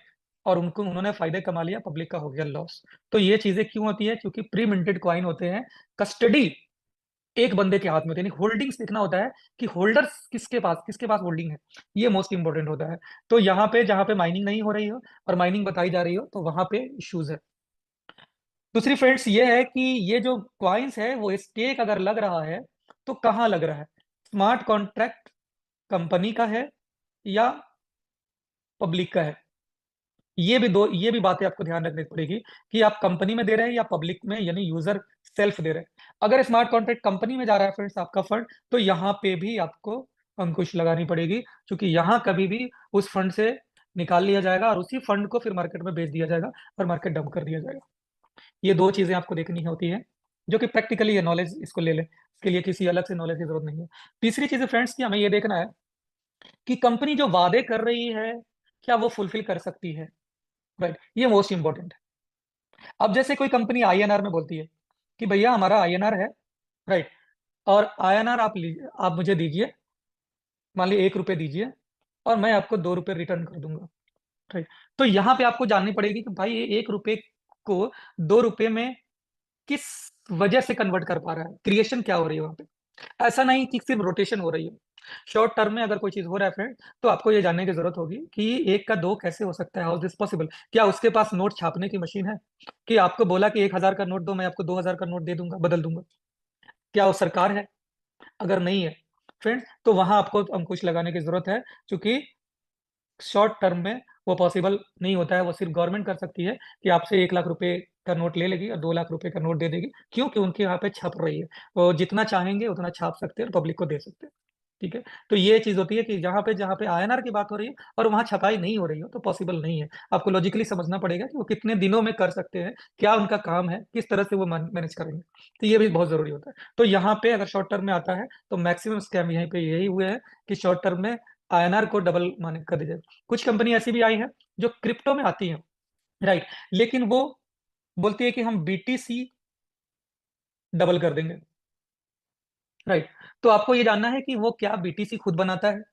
अगर वो खुद बीटीसी बनाता है तो आपको वो दे सकता है, अगर वो बिटकॉइन खुद ही माइनिंग करता है। लेकिन अब आपको ये कितनी रफ्तार से होती है और आपको कितनी रफ्तार से वो दे रहा है। पता चले कि वो साल का एक कॉइन, दो कॉइन खुद ही माइन कर पा रहा है और पब्लिक को बोल रहा है कि मैं आपको 100 लोगों को बोल रहा है कि मैं सबको दे दूंगा, या महीने का अगर एक कर रहा है माइनिंग, वो बोले कि 100 लोगों को मैं दे दूंगा, तो वो भी जानने की जरूरत है कि उसकी कैपेसिटी 100 की है ही नहीं, लेकिन 100 लोगों से यही बोल रहा है कि एक एक, मैं एक, सबको बोला एक का मैं एक कर दूंगा, एक का एक कर दूंगा, तो भी पॉसिबल नहीं है। तो ये भी जानने की जरूरत है कि क्या बीटीसी की एक्चुअल में माइनिंग हो रही है, हो रही तो कितनी हो रही है, और वो दे पाएगा नहीं दे पाएगा, ये जानने की भी जरूरत होती है। बहुत सारे प्लान है माय डियर फ्रेंड, जैसे ट्रोन में भी प्लान है टीआरएक्स के अंदर में। वो बोलता है कि मैं ट्रोन माइनिंग करता हूँ और ट्रोन के बदले आपको ट्रोन दे दूंगा, डबल करके दे दूंगा। तो आपको यहाँ पे भी जानने की जरूरत है कि क्या ट्रोन वाकई में ऐसा करता है। अभी तो कई सारे स्कीम ऐसे चल रहे हैं फ्रेंड्स, बताना चाहता हूँ कि टीआरएक्स का नाम उन्होंने यूज कर लिया और टीआरएक्स के आगे कुछ लगा दिया, ठीक है, XYZ लगा दिया, और बोला कि टीआरएक्स तो दुनिया के हर एक एक्सचेंज पर लिस्टेड है और ये जो प्लान है ये टीआरएक्स का है। लेकिन पता चलता है कि टीआरएक्स को और इस प्लान से कोई मतलब ही नहीं है, क्योंकि आपने देखा होगा ट्रोन के नाम पे बहुत सारे प्लान चले, आज बहुत सारे आती जाती है। बहुत सारे, मैं नाम किसी का नहीं लेना चाहता हूँ। तो वहां पे क्या होता है कि वो बेचते हैं नाम उनकी कि मैं ट्रोन का हूँ, लेकिन एक्चुअल में वो एक अलग स्मार्ट कॉन्ट्रैक्ट होता है, उसकी अलग मार्केटिंग होती है, और पता भी नहीं होता है ट्रोन के फाउंडर्स को कि मेरे नाम पे ये कुछ चीजें चल रही है। वो स्मार्ट कॉन्ट्रैक्ट बना देते हैं ट्रोन के ऊपर जा करके और बताना शुरू कर देते हैं। तो ये भी जान, एक नया टोकन बना देते हैं, या टोकन भी नहीं, क्राउड फंडिंग शुरू कर देते हैं, यही बताते हैं कि हम ट्रोन माइनिंग कर रहे हैं। उसी तरह से दुनिया में कई सारे ऐसे ब्लॉकचेन मिल जाएंगे जिनको लोग उतना नहीं जानते हैं, और उसके नाम पे उसी से मिलता जुलता नाम बनाते हैं और मार्केट में उसको देते हैं कि ये उसी का है, और लोग वहां पे भरमाए जाते हैं। लोगों को लग, चूंकि आम पब्लिक सबके पास इतना नॉलेज नहीं है कि रिसर्च करे, लेकिन करना चाहिए। आपको उस कंपनी को मेल करनी चाहिए, अगर कोई कहता है कि ये ट्रोन का ही है तो ट्रोन को मेल करना चाहिए, वहां से ऑफिशियली अगर आपको आता है मैसेज कि हाँ ये मेरा है, तो ही आप करें। या आप उसके सोशल मीडिया पे जाएं, जो ओरिजिनल से ट्रोन पे कोई दावा करता है ये ट्रोन का है, या दावा करते हैं ये इथर का है या ये पॉलीगॉन का है, तो आपके उसके वेबसाइट पे जाए, इथर के वेबसाइट पे जाएं, आप पॉलीगॉन के वेबसाइट पे, और जाकर चेक करें क्या वहां पे कोई एडवर्टीजमेंट है इस कंपनी के नाम से जो मुझे बता रहा है। ये बहुत जरूरी होता है, ये जानने की बहुत जरूरी होती है कि उसके सोशल हैंडल पे जाए, ये जो कंपनी आई है ट्रोन का नाम बेच रही है इस पे नहीं जाए। ये तो बताएगा ही, ये तो कुछ भी बता देगा कि हम उसी से है, हमारा फलाना, लेकिन आपको एक्चुअल किससे वेरीफाई करनी होगी, जो एक्चुअल एंटिटी है, जो एक्चुअल एंटिटी होगा वही आपको बताएगा। तो उसके सोशल मीडिया पे जाए कि क्या उसने कभी कोई एक पोस्ट भी डाला है इस नए प्लान के बारे में। तो ये चीज जानने की जरूरत है, यहाँ पे बहुत सारे लोग स्कैम में फंस जाते हैं, तो ये भी बहुत जरूरी है। राइट। दूसरी चीज है फ्रेंड्स यहाँ पे कि बहुत सारी कंपनी आती है यूएसडीटी लेकर के, कि यूएसडीटी मैं आपको दे मुझे, मैं आपको यूएसडीटी रिटर्न डबल करके दूंगा। तो यहाँ भी जानने की जरूरत है फ्रेंड्स कि क्या यूएसडीटी वो छापती है कंपनी। यूएसडीटी तो तीथर है, हर एक अलग अलग ब्लॉकचेन का है, जैसे इथेरियम पे बनी हुई है, कुछ बाइनेंस पे बनी हुई है, बीयूएसडी। तो ये इन लोगों का है, उनकी अलग मानक है, उनकी अलग सोर्सेज है। तो क्या वो इथेरियम वाले ने कहा कि यूएसडीटी दो मैं दूं, डबल दूंगा? राइट। तो नहीं, यहाँ पे जानो, जिसके पास यूएसडीटी छापने की मशीन नहीं है, जिसके पास आईएनआर छापने की मशीन नहीं है, फिर भी अगर वादा करती है फ्रेंड्स, तो यहाँ पे सोचने की जरूरत है। राइट, यहाँ पे आप फंस जाएंगे। तो इस चीज को बहुत जरूरी है, आपको समझना होगा यहाँ पे। दूसरी चीज फ्रेंड्स, कुछ कंपनी जैसे भी टोकन देंगी, लेकिन वो कहेंगे कि हम यूएसडीटी या ट्रोन या बीटीसी इसके इक्विवेलेंट में दूंगा, या आईएनआर के इक्विवेलेंट में दूंगा, कि आप मुझे इतना यूएसडीटी का के बराबर का टोकन मुझे आज दे दीजिए, मैं आपको कल के डेट में फिर इसका डबल ट्रिपल करके मैं मार्केट भाव में जो रहेगा उस कीमत टोकन कम ज्यादा करके आपको दे दूंगा।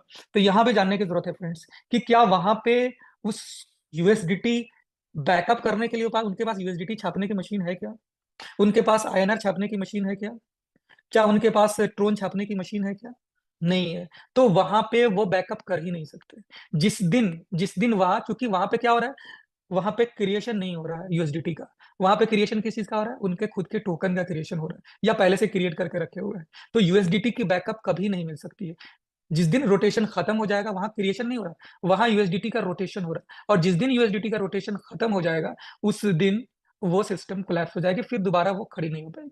और ऐसे सैकड़ों एग्जांपल्स मैंने जितने दिए हैं आपको मिल जाएगा मार्केट में। बहुत सारी सिस्टम आई है जिन्होंने यूएसडीटी का पेयरिंग करके दे दिया, आईएनआर को दे दिया, सबका पेयरिंग कर करके दिया कि इसकी इक्विवेलेंट में हम आपको देंगे, लेकिन वहां पे पॉसिबल नहीं है। तो वो लॉन्ग लास्टिंग नहीं हो सकती है, क्योंकि जिस दिन उसमें रोटेशन खत्म होगा कहानी उस दिन, और एक दिन निगेटिविटी हुई फिर उठ नहीं पाएंगे। समझ रहे हैं? लॉन्ग लास्टिंग कौन सी हो सकती है? जो कमिटमेंट पर आधारित हो। अगर बीटीसी का बनाने वाला आपसे वादा करे कि मैं बीटीसी दे सकता हूं, नो डाउट हमें दिक्कत नहीं होगी। ट्रोन का मालिक अगर बोले कि मैं ट्रोन आपको एक के बदले दो दूंगा, कोई डाउट नहीं है। अगर इथेरियम का मालिक ये बोले, इथर की वेबसाइट से ये इन्फॉर्मेशन आए, तो इथेरियम दे सकती है, ट्रोन दे सकती है, पॉलीगॉन दे सकती है, नहीं जो भी टोकन है, अगर वो कहे, टोकन का मालिक भी बोले कि मैं टोकन के बदले टोकन दे सकता हूं, तो वो दे सकती है। राइट।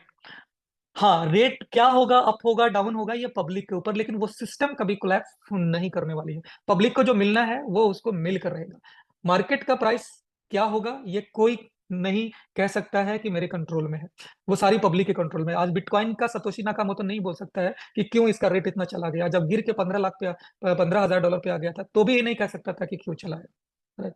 उसी तरह से इथेरियम का रेट कितना ही बढ़ा चला चला जाए, उसको वो मालिक कंट्रोल नहीं करेगा। जब वो कितना भी गिर जाए, वो कंट्रोल नहीं करेगा। हाँ, बढ़ा सकता है, रेट गिरा सकता है, अगर उनके पास ये सिस्टम है, उनके पास होल्डिंग ज्यादा है, अब वो चाहें तो रेट गिरा सकते हैं। राइट, ये चीजें होती है। तो यहाँ पे रेट को, ये करना, मेंटेन करना, ये पब्लिक के कंट्रोल में होता है। बिटकॉइन का कोई अलग से कोई लिक्विडिटी मैनेजर नहीं है कि उसकी लिक्विडिटी को मैनेज करता है, इसीलिए वो चूंकि पब्लिक उसको मैनेज करती है, पब्लिक के पास में चीज है। इथेरियम के पास इथेरियम का मालिक लिक्विडिटी मैनेज नहीं करता है, बल्कि पब्लिक के हाथ में। जितनी भी बड़ी जो ये है फ्रेंड्स, उनकी होल्डिंग पब्लिक के हाथ में है, इसी वजह से वो टिकी हुई है। समझ रहे हैं? तो जहां पे ये भी यहाँ पे ये भी चीजें जरूरी है फ्रेंड्स, कि अगर आपकी लॉन्ग लास्टिंग सिस्टम है तो आपको चलेगी। अब ये कुछ लोग ये सवाल करते हैं फ्रेंड्स कि ओजोन 20 ईयर्स कैसे चल पाएगी, ये बंद हो जाएगी। सो फ्रेंड्स बताना चाहता हूँ कि कंपनी आज तक, मैं एक ही लॉजिक देता हूँ और 100% सपोर्ट सटीक लॉजिक देता हूँ। आज तक पूरी दुनिया में फ्रेंड्स कंपनी जो जो बंद हुई है ना, वो लॉस मेकिंग बंद हुई है, प्रॉफिट मेकिंग कंपनी बंद नहीं हुई। जिस कंपनी को लॉस होगा वो बंद हो जाएगी, चाहे वो कितनी भी बड़ी हो। और जिस कंपनी को प्रॉफिट होगा वो बंद नहीं होगी, चाहे वो कितनी ही छोटी क्यों ना हो। यानी कितनी भी छोटी कंपनी हो या बड़ी कंपनी, अगर प्रॉफिट में है तो वो बंद नहीं होगी। लेकिन अगर लॉस में है तो कितनी भी बड़ी होगी या छोटी होगी, बंद हो जाएगी। एग्जाम्पल मैं बता देता हूँ। अगर छोटा सा छोटा जो ये है, एक ठेले वाला, रेडी लगाने वाला भी है ना, वो भी अगर उसका रेडी अच्छा चलता है तो वो बंद करके नहीं जाएगा। अगर उसका प्रॉफिट हो रहा है तो नहीं जाएगा। आप उसको बंद कराना भी चाहेंगे, कर लेगा, लेकिन वो जाएगा नहीं। राइट, वो बंद नहीं करेगा, क्योंकि उसको प्रॉफिट हो रहा है। लेकिन अगर किसी को लॉस हो रहा है, बड़ी बड़ी बिल्डिंग्स हो, शोरूम्स हो, बड़ी कंपनी हो, फैक्ट्रीज हो, अगर उनको लॉस होगा तो बंद हो जाएगा। कितनी कितनी साल पुरानी पुरानी कंपनीज बंद हो गई लॉस में जाने। कितने दिन आप लॉस बर्दाश्त करेंगे? अगर आपको लग जाएगा कि अब लॉस होने लगा है, अब हम इसको बेयर नहीं कर पाएंगे, आपको बंद करके निकल जाना होगा। राइट, तो यही चीज होती है। तो लॉस मेकिंग कंपनी होगी वही बंद होती है। अब ओजोन में आप मुझे बता दें कि ओजोन को किधर से लॉस है। ओजोन आपसे ये नहीं कहती है कि मैं आपको डॉलर, आयनर या यूएसडीटी के इक्विवेलेंट में कोई चीज आपसे, आपको वादा करता हूं। आपसे बोलती है कि मैं आपसे वादा करता हूं, एक ओजोन दो, ढाई ओजोन लो। और इसके लिए भी हमने मशीन बना रखा है, ब्लॉकचेन बना रखा है, जो आपको दे रही है। एक ओजोन के बदले ढाई ओजोन कन्वर्ट करना इनके पास मैकेनिज्म है। तो ये दे सकती है, इनके पास अथॉरिटी है, ये दे सकती है। इनके इसके लिए बहुत ज्यादा तामझाम की जरूरत नहीं है, इनके एक्सपेंस नहीं है। राइट, लेकिन अगर यही बोलती कि आप लोग रुपए लेकर के दे दो मुझे, 1 लाख रुपए मैं 2 लाख दूंगा, तो ये यहाँ पे आज नकल बंद हो जाती, जब तक रोटेशन होता तब तक चलती, उसका कहानी खत्म हो जाती। तो 20 ईयर्स का जो प्रोग्रामिंग किया गया फ्रेंड्स, वो इसीलिए किया गया कि ओजोन की जो टेक्नोलॉजी है वो आपसे वादा करती है कि मैं आपको ओजोन के बदले ओजोन दूंगा। और यही एक सबसे बड़ी बात है फ्रेंड्स, कि आपकी सिस्टम 20 क्या, ये 100 ईयर्स तक चलने वाली है। क्या आपने देखा नहीं कि 100 100 साल पुरानी कंपनियां आज भी चल रही हैं? 150 150 साल, 200 200 साल पुरानी भी कंपनी, अंग्रेजों के जमाने की कंपनी है, उससे भी पहले की कंपनीज है जो आज इंडिया में मौजूद है। देखा ना? तो कंपनी चलती रहेगी। हमारा जो 20 ईयर्स का प्रोग्राम है फ्रेंड्स, ये ओनली फॉर मेटा ओजोन के लिए। ओजोन जो ब्लॉकचेन है, ये तो अनलिमिटेड लाइफ लेकर के आई है। ओजोन की जो ब्लॉकचेन है, ये अनलिमिटेड लाइफ लेकर आई है, इसकी कोई बाउंड्रीज नहीं है। बिटकॉइन अनलिमिटेड लाइफ लेकर आई है, इथेरियम अनलिमिटेड लेकर आई है, ये भी अनलिमिटेड लाइफ लेकर आएंगे। इनके ऊपर जो माइनिंग का जो प्रोसीजर है वो 20 ईयर्स का है, लेकिन ब्लॉकचेन पे ट्रांजेक्शन तो होते ही रहेंगे। और जो वैलिडेटर्स वैलिडेटर्स का जो ट्रांजेक्शन है वो तो होता रहेगा, वो होता रहेगा। ठीक है, तो ये चीज हमें जानने की जरूरत है कि हमारा जो ब्लॉकचेन है वो अनलिमिटेड है, उस लिमिटलेस है। लेकिन जो हमारा मेटा ओजोन है ये 20 ईयर्स के है। और मेटा ओजोन के अलावा भी कई ऐसे जो प्रोजेक्ट है वो आपको और मिलने वाले हैं। इसके ऊपर हर 3 महीने के अंदर में आपको नई नई, अब आपको यूज केसेस देखने को मिलेंगे। क्योंकि जो हमें मेन चीज चाहिए था वो हमें मिल गया, जिसकी लाइफ टाइम है, लाइफ लॉन्ग लास्टिंग, ये चीज हमें मिल गई। अब इसके ऊपर नई नई चीजें होंगी, वो आती रहेंगी और वो चलती रहेंगी, और सारी की सारी चीजें वेब 3 होंगी माय डियर फ्रेंड्स, यानी कि डिसेंट्रलाइज नेटवर्क पर बनी होंगी। सेंट्रलाइज को ओजोन सपोर्ट नहीं करता है। ठीक है, चलिए आगे बढ़ते हैं। फ्रेंड्स हम लोगों ने एनस्टिकिंग के ऊपर बात कर लिया। राइट, अब हम लोग गेमिंग के ऊपर बात कर लेते हैं। हमारा जो गेमिंग है ये 15 को लाइव हो रहा है फ्रेंड्स, हमारा 15 को लाइव हो रहा है। तो हम इसका नाम है मेटा प्रेडिक्ट। इसको थोड़ा सा समझते हैं। ये बिटकॉइन की प्राइस को प्रेडिक्ट करेगा, यानी कि वहां पे ऑप्शन होगा आपको खेलने के लिए, और ये टोटली होगा डिसेंट्रलाइज, यानी ये स्मार्ट कॉन्ट्रैक्ट पे काम कर रहे हैं। ये जो प्रिडिक्शंस हो रहे हैं फ्रेंड्स, और जो डिस्ट्रीब्यूशन हो रहे हैं ये सारा स्मार्ट कॉन्ट्रैक्ट के थ्रू काम करता है। ठीक है, यहाँ पे आपका जो फंड है, सबसे पहली बात होती है फ्रेंड्स फंड की सिक्योरिटी। सबसे ज्यादा जरूरत है फंड की सिक्योरिटी। यानी जो सेंट्रलाइज प्लेटफॉर्म होते हैं वहां फंड की सिक्योरिटी नहीं होती है। वहां पे क्या होता है कि पब्लिक से ये बोला जाता है कि फंड आप हमारे यहाँ जमा करो। यानी कि कंपनी अपने अकाउंट में या अपने स्मार्ट कॉन्ट्रैक्ट में लोगों से फंड मंगा लेती है कि आप फंड दीजिए, मेरे यहाँ जमा कर दीजिए, $10, $20, $50 का यहाँ पे कॉइन पहले रख रख दीजिए, फिर आप बिड लगाएंगे, फिर आपको वहां पे इनकम मिलेगा। यानी कि पहले ही दिन पब्लिक से वो लाखों लोगों से अगर $100 मांगा तो $100 लाख कंपनी के अकाउंट में चला जाता है। फिर वो बोलता है कि आप यहाँ पे बिडिंग करो। तो वो सेंट्रलाइज प्लेटफॉर्म में होता है, और जिसको वेब 3 के जो दुनिया के जो सपोर्ट नहीं करते हैं, वहां पे इन्वेस्ट नहीं करते हैं। ठीक है, क्योंकि उन्हें पता है, क्योंकि बहुत ऐसी कंपनियों ने स्कैम कर दिया कि पब्लिक ने वहां पे फंड रखा था, 2 दिन 4 दिन 10 दिन चली गेमिंग, खेले लोग खूब खेले, लोगों को ज्वाइन भी किया, सब कुछ किया, और एक दिन वहां से फंड गायब हो गए। चाहे वो डॉलर की शक्ल में हो, टोकन की शक्ल में हो, कॉइन की शक्ल में हो, हर तरह से वहां से उड़ गए। तो सेंट्रलाइज में यही प्रॉब्लम होता है। अच्छा, कुछ चीजें ऐसी भी है कि जो वो टोकन डलवाती हैं, बोलती हैं कि ये डिसेंट्रलाइज है, लेकिन होता सेंट्रलाइज है। यानी वो केवल डिपॉजिट और विड्रॉल का सिस्टम देती हैं ब्लॉकचेन से, बाकी का सारा जो प्रोसीजर है, जो उनकी डिस्ट्रीब्यूशन है, वो करती है नॉर्मल सॉफ्टवेयर से, जो एसक्यूएल सर्वर से बना के प्रोग्रामिंग किए रहते हैं। समझ रहे हैं? यानी कि आपको ब्लॉकचेन से एपीआई के थ्रू कॉइन्स लेन देन तो कर देते हैं, तो आपको तो लगता है मैं तो यहाँ पे टोकन यूज कर रहा हूँ, यहाँ तो मैं यूएसडीटी यूज कर रहा हूँ, या मैं यहाँ पे कॉइन यूज कर रहा हूँ, तो ये तो ब्लॉकचेन वाली सिस्टम है, ये तो डिसेंट्रलाइज होगी। नहीं, वहां पे केवल आपसे फंड विड्रॉल और डिपॉजिट का सिस्टम है, वो ब्लॉकचेन से उन्होंने दे दिया है, लेकिन सारा का सारा जो काम अंदर जो हो रहा है ना, प्रोसीजर, वो विनिंग करना, गिरना, जीतना, वो सारा उनके कंट्रोल में होता है, वो स्मार्ट कॉन्ट्रैक्ट पे नहीं होता है, तो वो सेंट्रलाइज होता है। तो जो भी दुनिया के अच्छे जो प्लेयर्स हैं वो इन सब चीजों में नहीं प्ले करते हैं। उनको चाहिए प्योर डिसेंट्रलाइज, जहां पे हमको फंड किसी थर्ड पार्टी के अकाउंट में डिपॉजिट की जरूरत नहीं पड़े। राइट, और जहां पे जो प्रिडिक्शन हो रही हो वो सारा का सारा डिसेंट्रलाइज एक्चुअल हो। ठीक है, तो वो ज्यादा जरूरी होता है समझना। तो ओजोन ने क्या किया, सबसे पहले आपको फंड की सिक्योरिटी दे दिया, और दूसरी चीज डिसेंट्रलाइज प्रिडिक्शन दिया। यहां पे पब्लिक के साथ चीटिंग नहीं हो सकती है। ऐसा नहीं कि कंपनी जीतेगी और आप हार जाएंगे। ऐसा ही होता है कि पब्लिक लग जाती है, वहां पे कंपनी जीतती रहती है, बार बार आपको 2 बार जिता देगी, चौथे बार में बड़ा से हरा देगी। ये सब बहुत सारी चीजें आपको देखने को मिलती है, लेकिन यहाँ पे ऐसी चीजें नहीं होगी, क्योंकि ये सारी चीजें ब्लॉकचेन पर बनी है, टोटली टोटली ब्लॉकचेन पर बनी है, और एकदम ट्रांसपेरेंट। इसमें कोई भी एक जर्रा बराबर भी कंपनी कंट्रोल में नहीं होगा। ये यहाँ पे कैसे काम करेगा फ्रेंड्स, कि 2 तरह का यहाँ पे सिस्टम है, थोड़ा मैं गेम के बारे में बता देता हूँ। यहाँ पे होगा कि अपर एक अपर बीड होगा और एक लोअर बीड होगा, ये 2 चीजें होंगी। ठीक है, अब आपको क्या करना है कि मान लिया आपने 0.1 ओजोन, अपने 0.1 ओजोन की बिड लगानी है आपको। यहाँ पे आपको 0.1 ओजोन की वहां पे रहेगा, 0.1 रहेगा, 0.5 रहेगा, 0.10 रहेगा, 1 रहेगा, ऐसे करके आपको ओजोन की बिड लगानी है। फिर यहाँ पे टाइम रहेगा, 1 मिनट का कैंडल देखना है आपको, 5 मिनट का कैंडल देखना है, 15 मिनट का कैंडल देखना है।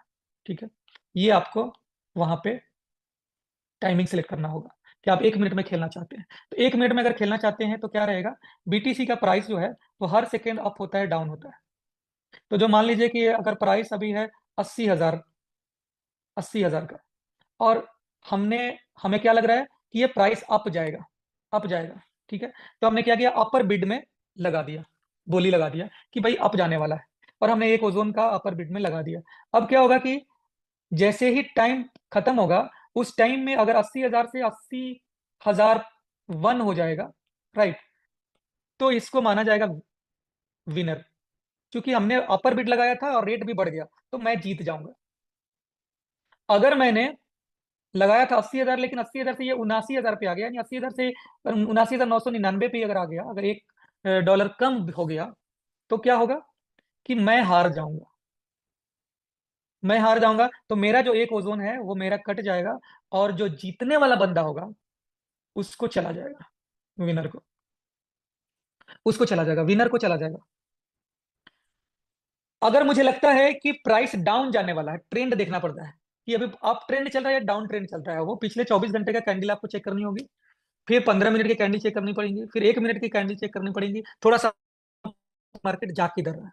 ठीक है, तो यहाँ पे क्या है ना कि तुक्केबाजी से नहीं चलेगी। तुक्केबाजी जैसे बाकी चीज बाकी जगहों पे होता है कि मुझे लगता है कि ये चला जाएगा, तो वहां पे आपको कभी तुक्का लग जाएगा, कभी नहीं लगेगा, किस्मत आजमाने की बात है। लेकिन जो एक्चुअल जो ट्रेडर है, उनको पता होता है कि वाकई में ये ऊपर जाने वाला है, तो वो जब खेलेंगे ना तो वो जीतेंगे। उनके चांसेस रहेंगे कि 10 में से वो 7 जीत जाएंगे। अगर 10 में से अगर कोई 7 जीत जाता है फ्रेंड्स, तो भी वो बहुत बड़ा ट्रेडर है। 10 में से अगर 6 भी जीत जाता है तो भी एक अच्छा ट्रेडर माना जाता है। ठीक है, यानी प्रॉफिट में जा रहा है। लेकिन अगर कोई सोचे कि नहीं ऐसे, तो वो तो कभी 3 जीतेगा, नहीं जीतेगा, क्या जीतेगा वो पता है। तो यहाँ पे एक सिस्टम काम कर रहा है, यहाँ पे लॉजिक काम कर रहा है। यहाँ ये जुआ नहीं है, समझ रहे हैं? ये जुआ नहीं है, बल्कि ये एक आपकी माइंड गेम है। ये आपकी नॉलेज पे, प्रिडिक्शन पे एक ट्रेडिंग है। ये ट्रेडिंग गेम है। तो यहाँ पे ट्रेडिंग को ट्रेडिंग समझ के खेले, जुआ खेल नहीं खेलने आए आप। ठीक है, ये गैम्बलिंग नहीं है।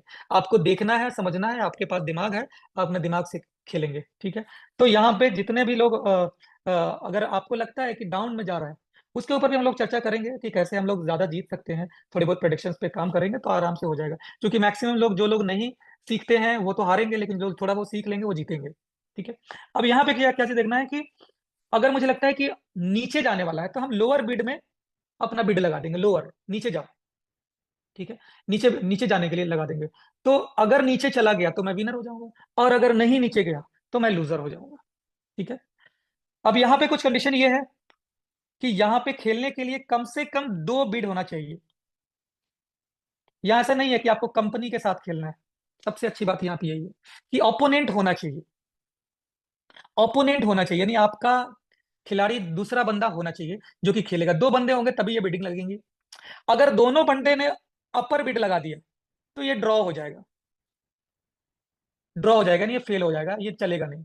दोनों में से कोई एक बंदा लोअर लगाना चाहिए, यानी अपोजिट लगाना चाहिए, तभी तो जीत होगी। दोनों अगर लोअर लगा देंगे तो फिर वो ड्रॉ ड्रॉ हो जाएगा, वो गेम नहीं होगा। तो दोनों में से कोई एक होना चाहिए। जैसे मान लीजिए 4 बंदे हैं, अब 4 बंदे में से क्या किया कि 2 ने अप मारा, 2 ने लो मारा, ठीक है, ने डाउन मारा, तो ये गेम चलेगा। अब चारों अगर अप मार देंगे तो गेम नहीं चलेगा, चारों अगर डाउन मार देंगे तो नहीं चलेगा। तो यहाँ अगर मान ले कि एक ने अप मार दिया और 3 ने डाउन मार दिया, ठीक है, और एक जीत गया, समझ रहे हैं? तो 3 लोग लूज करेंगे और तीनों का पैसा एक को मिल जाएगा। यहाँ पे ये चीज है, मान लो कि 10 लोग अप में मारे और एक बंदा डाउन में मारा, और ये बंदा जीत गया, तो ये 10 का पैसा एक बंदे को चला जाएगा। यहाँ पे कोई छेड़खानी नहीं होगी। बाकी जगह पे क्या होता है, कंपनी क्या करती है, 9 का पैसा अपने खाते में डाल देती है और एक का पैसा इसको दे देती है, इसको ये खुश हो जाता है। नहीं, यहाँ 9 का पैसा, 10 का पैसा एक को चला जाएगा। और अगर मान लो 10 ने जीत लिया और एक ने हारा, तो एक का सारा पैसा इन 10 में इक्वली डिस्ट्रीब्यूट होगा। समझ रहे हैं? यानी एक भी पैसा इधर उधर नहीं जाना है, जो भी होना है अपोनेंट को जाना है। ठीक है, अब इसमें से क्या होगा कि इसमें से कंपनी आपसे कुछ चार्ज लेगी, मैं बताता हूँ। 100 में से 20% माइनस होगा, 80 यूजर को मिलेगा, विनर को।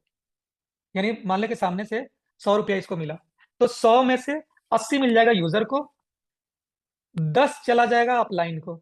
इसमें सिंगल लेग का, सॉरी सिंगल लेवल का अ, ये है, यानी कि आपने अगर 10 लोगों को ज्वाइन कर दिया तो 10 लोगों से आपको 10% मिलेगा।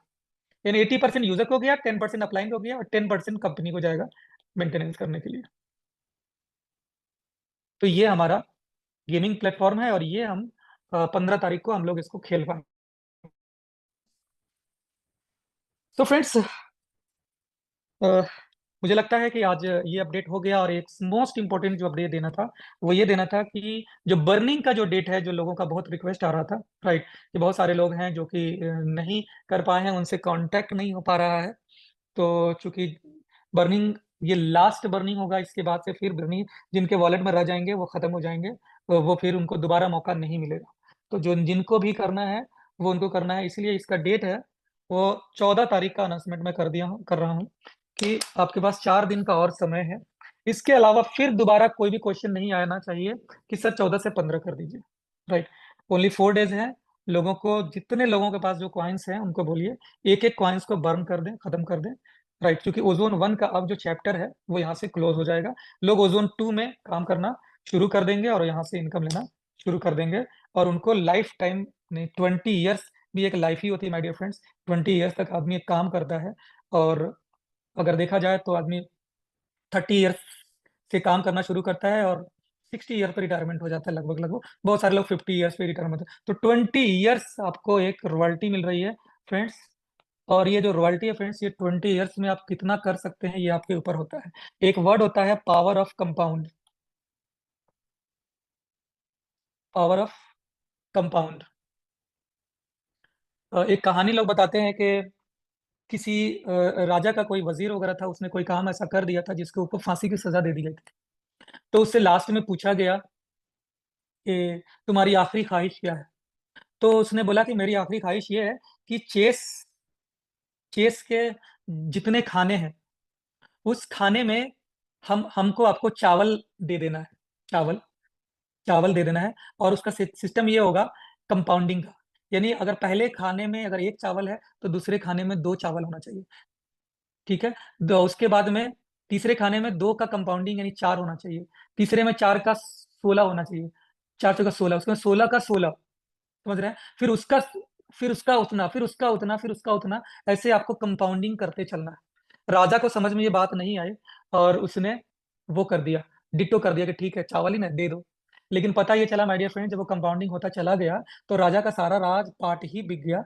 राइट। और वो बंदा जो वजीर था, जो भी था, वो बरी हो गया। यानी मालिक तब वही बन गया, क्योंकि राजपाट अब उसके हाथ में आ गए तो डिसीजन वो लेके लेने वाला हो। तो पावर ऑफ जो कंपाउंडिंग है ना माय डियर फ्रेंड्स, ये बहुत बड़ी चीज है। और आप अगर ओजोन 2 में अगर आपने 10 ओजोन भी बर्निंग अगर किए हैं और उससे जो इनकम आ रही है उसको अगर पावर ऑफ कंपाउंडिंग के थ्रू अगर जोड़ेंगे तो ये बहुत बड़ी इनकम आपको देने जा रही है 20 ईयर्स के अंदर में। राइट। और बता दो फ्रेंड्स कि ये जो 20 साल के लिए आपकी एक फ्री हो गया, समझ लीजिए कि 20 सालों के लिए आप फ्री हो जा रहे हैं। अब आपको जैसे एक साइंटिस्ट होता है उसको रॉयल्टी मिलनी शुरू होती है, एक अच्छा ये होता है राइटर होता है उसको मिलती है रॉयल्टी। यानी कि बहुत बड़े लेवल का जो टैलेंटेड जो लोग हैं उनको एक रॉयल्टी मिलती है, जो कि वो काम करे ना करे उनको इनकम आती रहती है। तो उस फेज में आपको मिला। मान ले कि मुझे अगर कोई आज 10,000 रुपये ला के दे दे या 1 लाख रुपए ला के दे दे या हमें 5 लाख रुपए आज ला कर दे दे फ्रेंड्स, वो हमारा खत्म हो जाएगा। राइट। लेकिन अगर मुझे 20 ईयर्स तक अगर कोई सिस्टम आनी शुरू हो जाए तो वो हम राइट। तो ये चीजें हमें जरूर बहुत बड़ी चीज हमें मिल गई है कि हमें 20 ईयर्स तक माइनिंग मिलती रहेगी ओजोन में। जब तक ये हमारा जो ये स्टेकिंग का प्रोग्राम चलता रहेगा तब तक आपको इसकी इनकम आती रहेगी। और इसका जो प्राइस है माय डियर फ्रेंड्स, इसको भी मैं थोड़ा बता देता हूँ कि हमारा जो प्राइस है वो 41 तक आ गया था, यानी कि $40 पे आ गया था। लेकिन अब हम लोग रिकवरी करते आ गए और ये धीरे धीरे अब 100 और 100 के ऊपर चला जाएगा। यानी कि यूं समझ ले कि बहुत स्पीड से हम लोग बढ़ते जा रहे हैं। यानी कि लगभग 20% उछाल हम लोगों ने, सॉरी 40% उच 40 अगर है तो 50%, 60 पे हम लोग आ गए। तो 50% उछाल पर हम लोग अभी आ गए हैं विद इन अ वीक। जब से हम लोगों का ये अभियान होना शुरू की हुआ है, जिस तरह से हम लोगों ने काम करना शुरू किया है, सारे टॉप के लीडर्स का इसमें बहुत बड़ा हाथ है। नसीम जी बहुत अच्छे से लगे हुए हैं, ऑफर्स प्रोवाइड करी जा रही है आप लोगों को। तो जितने भी हैं, इलियास जी हैं, ये लोग जो कर रहे हैं फ्रेंड्स, तो इसकी वजह से अब लोग मार्केट में उतरने शुरू कर दिए हैं। राइट। अब मार्केट में जब सब लोग उतरना शुरू कर दिए हैं तो अब ये जो रेट है, अब ये कहाँ चल जाएगा अब समझ में नहीं आ रहा है। यानी कि सिर्फ 4-5% लोगों की एक्टिविटी से इतनी लेवल पे जा रही है। अब सब लोग मार्केट में उतर रहे हैं तो इसकी जो प्राइस होगी अब बढ़ती चली जाएगी, क्योंकि ओजोन 1 का जो प्रेशर था ना वो खत्म हो गया। बाहरी जो न्यू कम्युनिटी थी उनको यही डर था कि अगर ओजोन 1 को अगर इन लोगों ने ब्रीजिंग कर देंगे तो फिर प्राइस नहीं संभाल पाएंगे। लेकिन जैसे ही ये नियम आया कि नहीं, बर्निंग के थ्रू उनको रॉयल्टी मिलेगी, तब से अब सारे लोगों को ओजोन 2 एक न्यू ब्रांडिंग कंपनी मिल रही है। जैसे लोग ओजोन 1 में शुरू में जुड़े थे और बाद में लोग पछता रहे थे, बोल रहे थे कि काश मैं और पहले जुड़ जाता, तो आज लोग पछताएंगे। अभी जो लोग 40 में नहीं ज्वाइन कर पाए थे, आज वो 55-60 में ज्वाइनिंग कर रहे हैं तो वही पछता रहे हैं। कल फिर 70-80 में लोग ज्वाइन करेंगे तो और पछताएंगे, 90-100 में ज्वाइन करेंगे तो और पछताएंगे। लेकिन पछताना बात नहीं है, जो जब भी ज्वाइन करेंगे उसका तो प्रॉफिट मिलेगा ही, लेकिन ये जान करके जरूर पछतावा आता है कि यार मुझे बताया गया, मैं उस टाइम में मौजूद था। एक होता है कि मुझे अभी ही पता चला, मुझे अभी जानकारी हुई है, मुझे 6 महीने पता नहीं था। राइट। तो उसको ज्यादा पछतावा नहीं होती है, कोई बात नहीं है, मैं अभी से आया हूँ, अभी जाना हो तो अभी से मैं कर लूंगा। लेकिन जो लोग जान गए थे उनको ये प्रॉब्लम होनी शुरू हो जाएगी, राइट। तो इसमें तो पावर ऑफ कंपाउंडिंग इस तरह से माय डियर फ्रेंड कि आपको 2.5 गुना नहीं, साल का आप 6 गुना 8 गुना कर सकते हैं। ये सिस्टम आपको मिला हुआ है। लेकिन वही चीज है कि हर बंदा को पेशेंटली काम करना है। पेशेंस से ही आप आगे बढ़ सकते हैं। बिटकॉइन के लिए 15,000 पे जब लोग चला गया था, बहुत सारे लोग पैनिक सेल करके चले गए थे। आज उनको पछतावा हो रहा है कि यार 1 साल मैं होल्ड कर लिया था। 1 साल अगर होल्ड कर लेता था, आज मेरा पूंजी 4 गुना रहता, बल्कि 5 गुना रहता। तो वो चीज नहीं होनी चाहिए। सिस्टम को समझना चाहिए कि हमारी जो टेक्नोलॉजी है वो कितना दमदार है, इसका जो फाउंडेशन है वो कितना दमदार है। क्या इसके फाउंडेशन के सामने कोई भी आज की दुनिया में कोई सिस्टम उपलब्ध है क्या? नहीं है माय डियर फ्रेंड्स, बिल्कुल नहीं है। यहाँ ओजोन 2 में क्या जबरदस्त सिस्टम है कि सुबह में माइनिंग आती है और दोपहर में जाकर के बेचते हैं, तुरंत बिक जाती है। विड्रॉल लगाने के चक्कर नहीं है कि मैंने विड्रॉल लगाया और फिर कंपनी का इंतजार कर रहे हैं कि मुझे विड्रॉल दे देगी, 4 दिन में दे देगी, नहीं दे देगी। ये सारी चीजों से यहाँ पे भरी है। हमारे हाथ में, हमें मर्जी करेगा हम तुरंत सेल कर लेते हैं एक्सचेंज पर ले जाकर के। तो ये एक चीज है। P2P में भी लोग सेल कर लेते हैं। तो ये एक बहुत बड़ी चीज है फ्रेंड्स। मैं P2P को बढ़ावा नहीं देता हूँ, बल्कि P2P को खत्म करें। सभी लोग ओजोन एक्सचेंज पर लेकर के आए, एक्सचेंज पर बाई करें। ये रेट ऑटोमेटिकली और बढ़ता हुआ जाएगा। और आपको ये अभी 55-60 में ट्रेड कर रहा है फ्रेंड्स, अगले हफ्ते ये फिर 70-80 में ट्रेड करना शुरू हो जाएगा, फिर अगले हफ्ते 80-90 में शुरू हो जाएगा, राइट। तो इस तरह से ये सब 100-150 के पार चला जाएगा, क्योंकि अब लोग जगने शुरू हो गए हैं, जग गए हैं, सारे लीडर कर रहे हैं। एक दिन में 100 जगह मीटिंग की आ रही है। पहले आप देख रहे थे कि मुश्किल से 2-4 मीटिंग हो रही थी, मुश्किल से 2-4 मीटिंग्स देखने को मिलती थी। आज 100 मीटिंग हो जा रहे हैं। बहुत सारे ग्रुप में मैसेजेस के थ्रू में आपको दिखने मिल जाते होंगे 700 का। बहुत मैसेजेस नहीं आते होंगे जो 5 लोगों से नीचे के होंगे, राइट। तो अगर देखा जाए तो सब लोग एकदम जबरदस्त तरीके से इस ओजोन में लगे हुए हैं। सब बहुत जबरदस्त इनकम कर रहे हैं। और इनकम के एतबार से देखा जाए फ्रेंड्स, तो ओजोन के जैसा इनकम कहीं पे पॉसिबल है ही नहीं। मैं देखता हूँ फ्रेंड्स कि हमारे साथ बहुत ऐसे साथी जुड़े हुए हैं जो 20 ईयर्स 30 ईयर्स से काम कर रहे हैं इन्वेस्टमेंट इंडस्ट्री के अंदर में। कोई LIC का एजेंट है, कोई सहारा का एजेंट है, कोई कुछ और का काम कर रहा है, कोई 10-10 साल से कोई MLM प्रोडक्ट बेच रहा है, कोई और चीजें कर रहा है। 10-10 साल, 15-15 साल, 20-20 साल घिस गए, लेकिन वो करोड़पति नहीं बने। फ्रेंड्स, ओजोन ने उनको 1 साल में करोड़पति बना दिया। इस बात की हमें खुशी होती है, राइट, कि जिन लोगों ने मेहनत किया है वो लोग कामयाबी पे आए हैं। और आज भी हमें फिर से दोबारा मौका मिला है, हमें दोबारा मौका मिला है। अगर ओजोन 1, माय डियर फ्रेंड्स, अगर बात करी जाए कि लोगों को लग जरूर रहा होगा कि हमें इमीडिएट नहीं मिला, लेकिन ओजोन 1 का जो बाद के जो लोग आए हैं उनको माइनिंग के थ्रू, रॉयल्टी के थ्रू जो सिस्टम मिलेगा और 20 ईयर्स मिलेगा, ये उनके लिए बहुत बड़ी बात हो गई। जो कि 1 टाइम 2 टाइम या एक एक साल में 10 का 20 करके जिंदगी नहीं बदली, जो जिंदगी अब उन्हें यहाँ से बदलनी शुरू करेगी और यहाँ से इनकम। साथ ही साथ उनको 2.0 का मौका मिला कि अब तेजी से करना चाहते हैं तो यहां से, यानी एक बैकअप हो गया और दूसरा रनिंग हो गया। यानी कि आपको यहाँ पे पैसिव इनकम मिलना शुरू हो जा रहा है रॉयल्टी की शक्ल में और कम ये में। यानी कि अगर प्लान की बात करी जाए तो 1 स्टार होते रॉयल्टी शुरू, 2 स्टार होते रॉयल्टी शुरू, अनलिमिटेड इनकम, अनलिमिटेड लेवल से इनकम मिलना शुरू।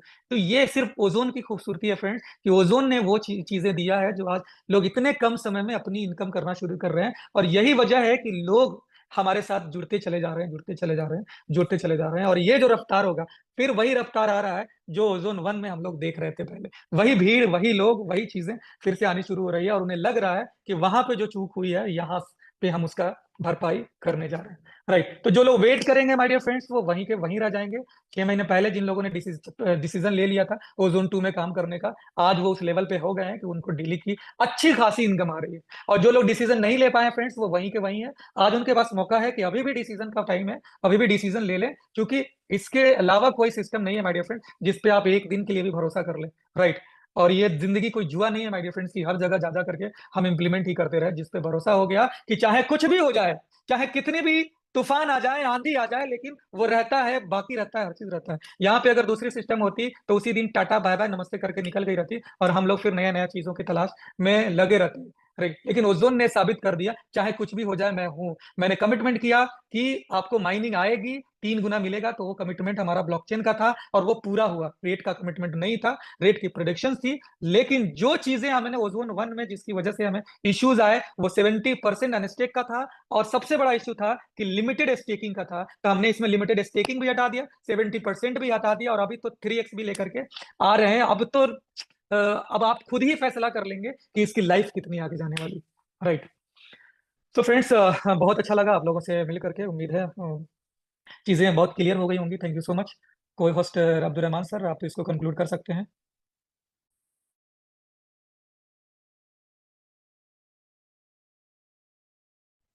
बहुत बहुत धन्यवाद शाम सर, जो आपने कीमती समय सर हम लोगों के लिए निकाले सर। और सर कुछ कम्युनिटी का सर ये था कि सर 14 से अगर 20 तारीख तक का समय दे दिया जाए भरने के लिए सर, और अच्छा रहता सर। पॉसिबल नहीं है सर, 15 से पहले 14 को खत्म कर लेना है। ठीक है, आपके पास 4 दिन टाइम है, और इस 4 दिन में अगर नहीं होता है तो इसमें कंपनी जिम्मेदार नहीं होगी। ठीक है। ठीक है।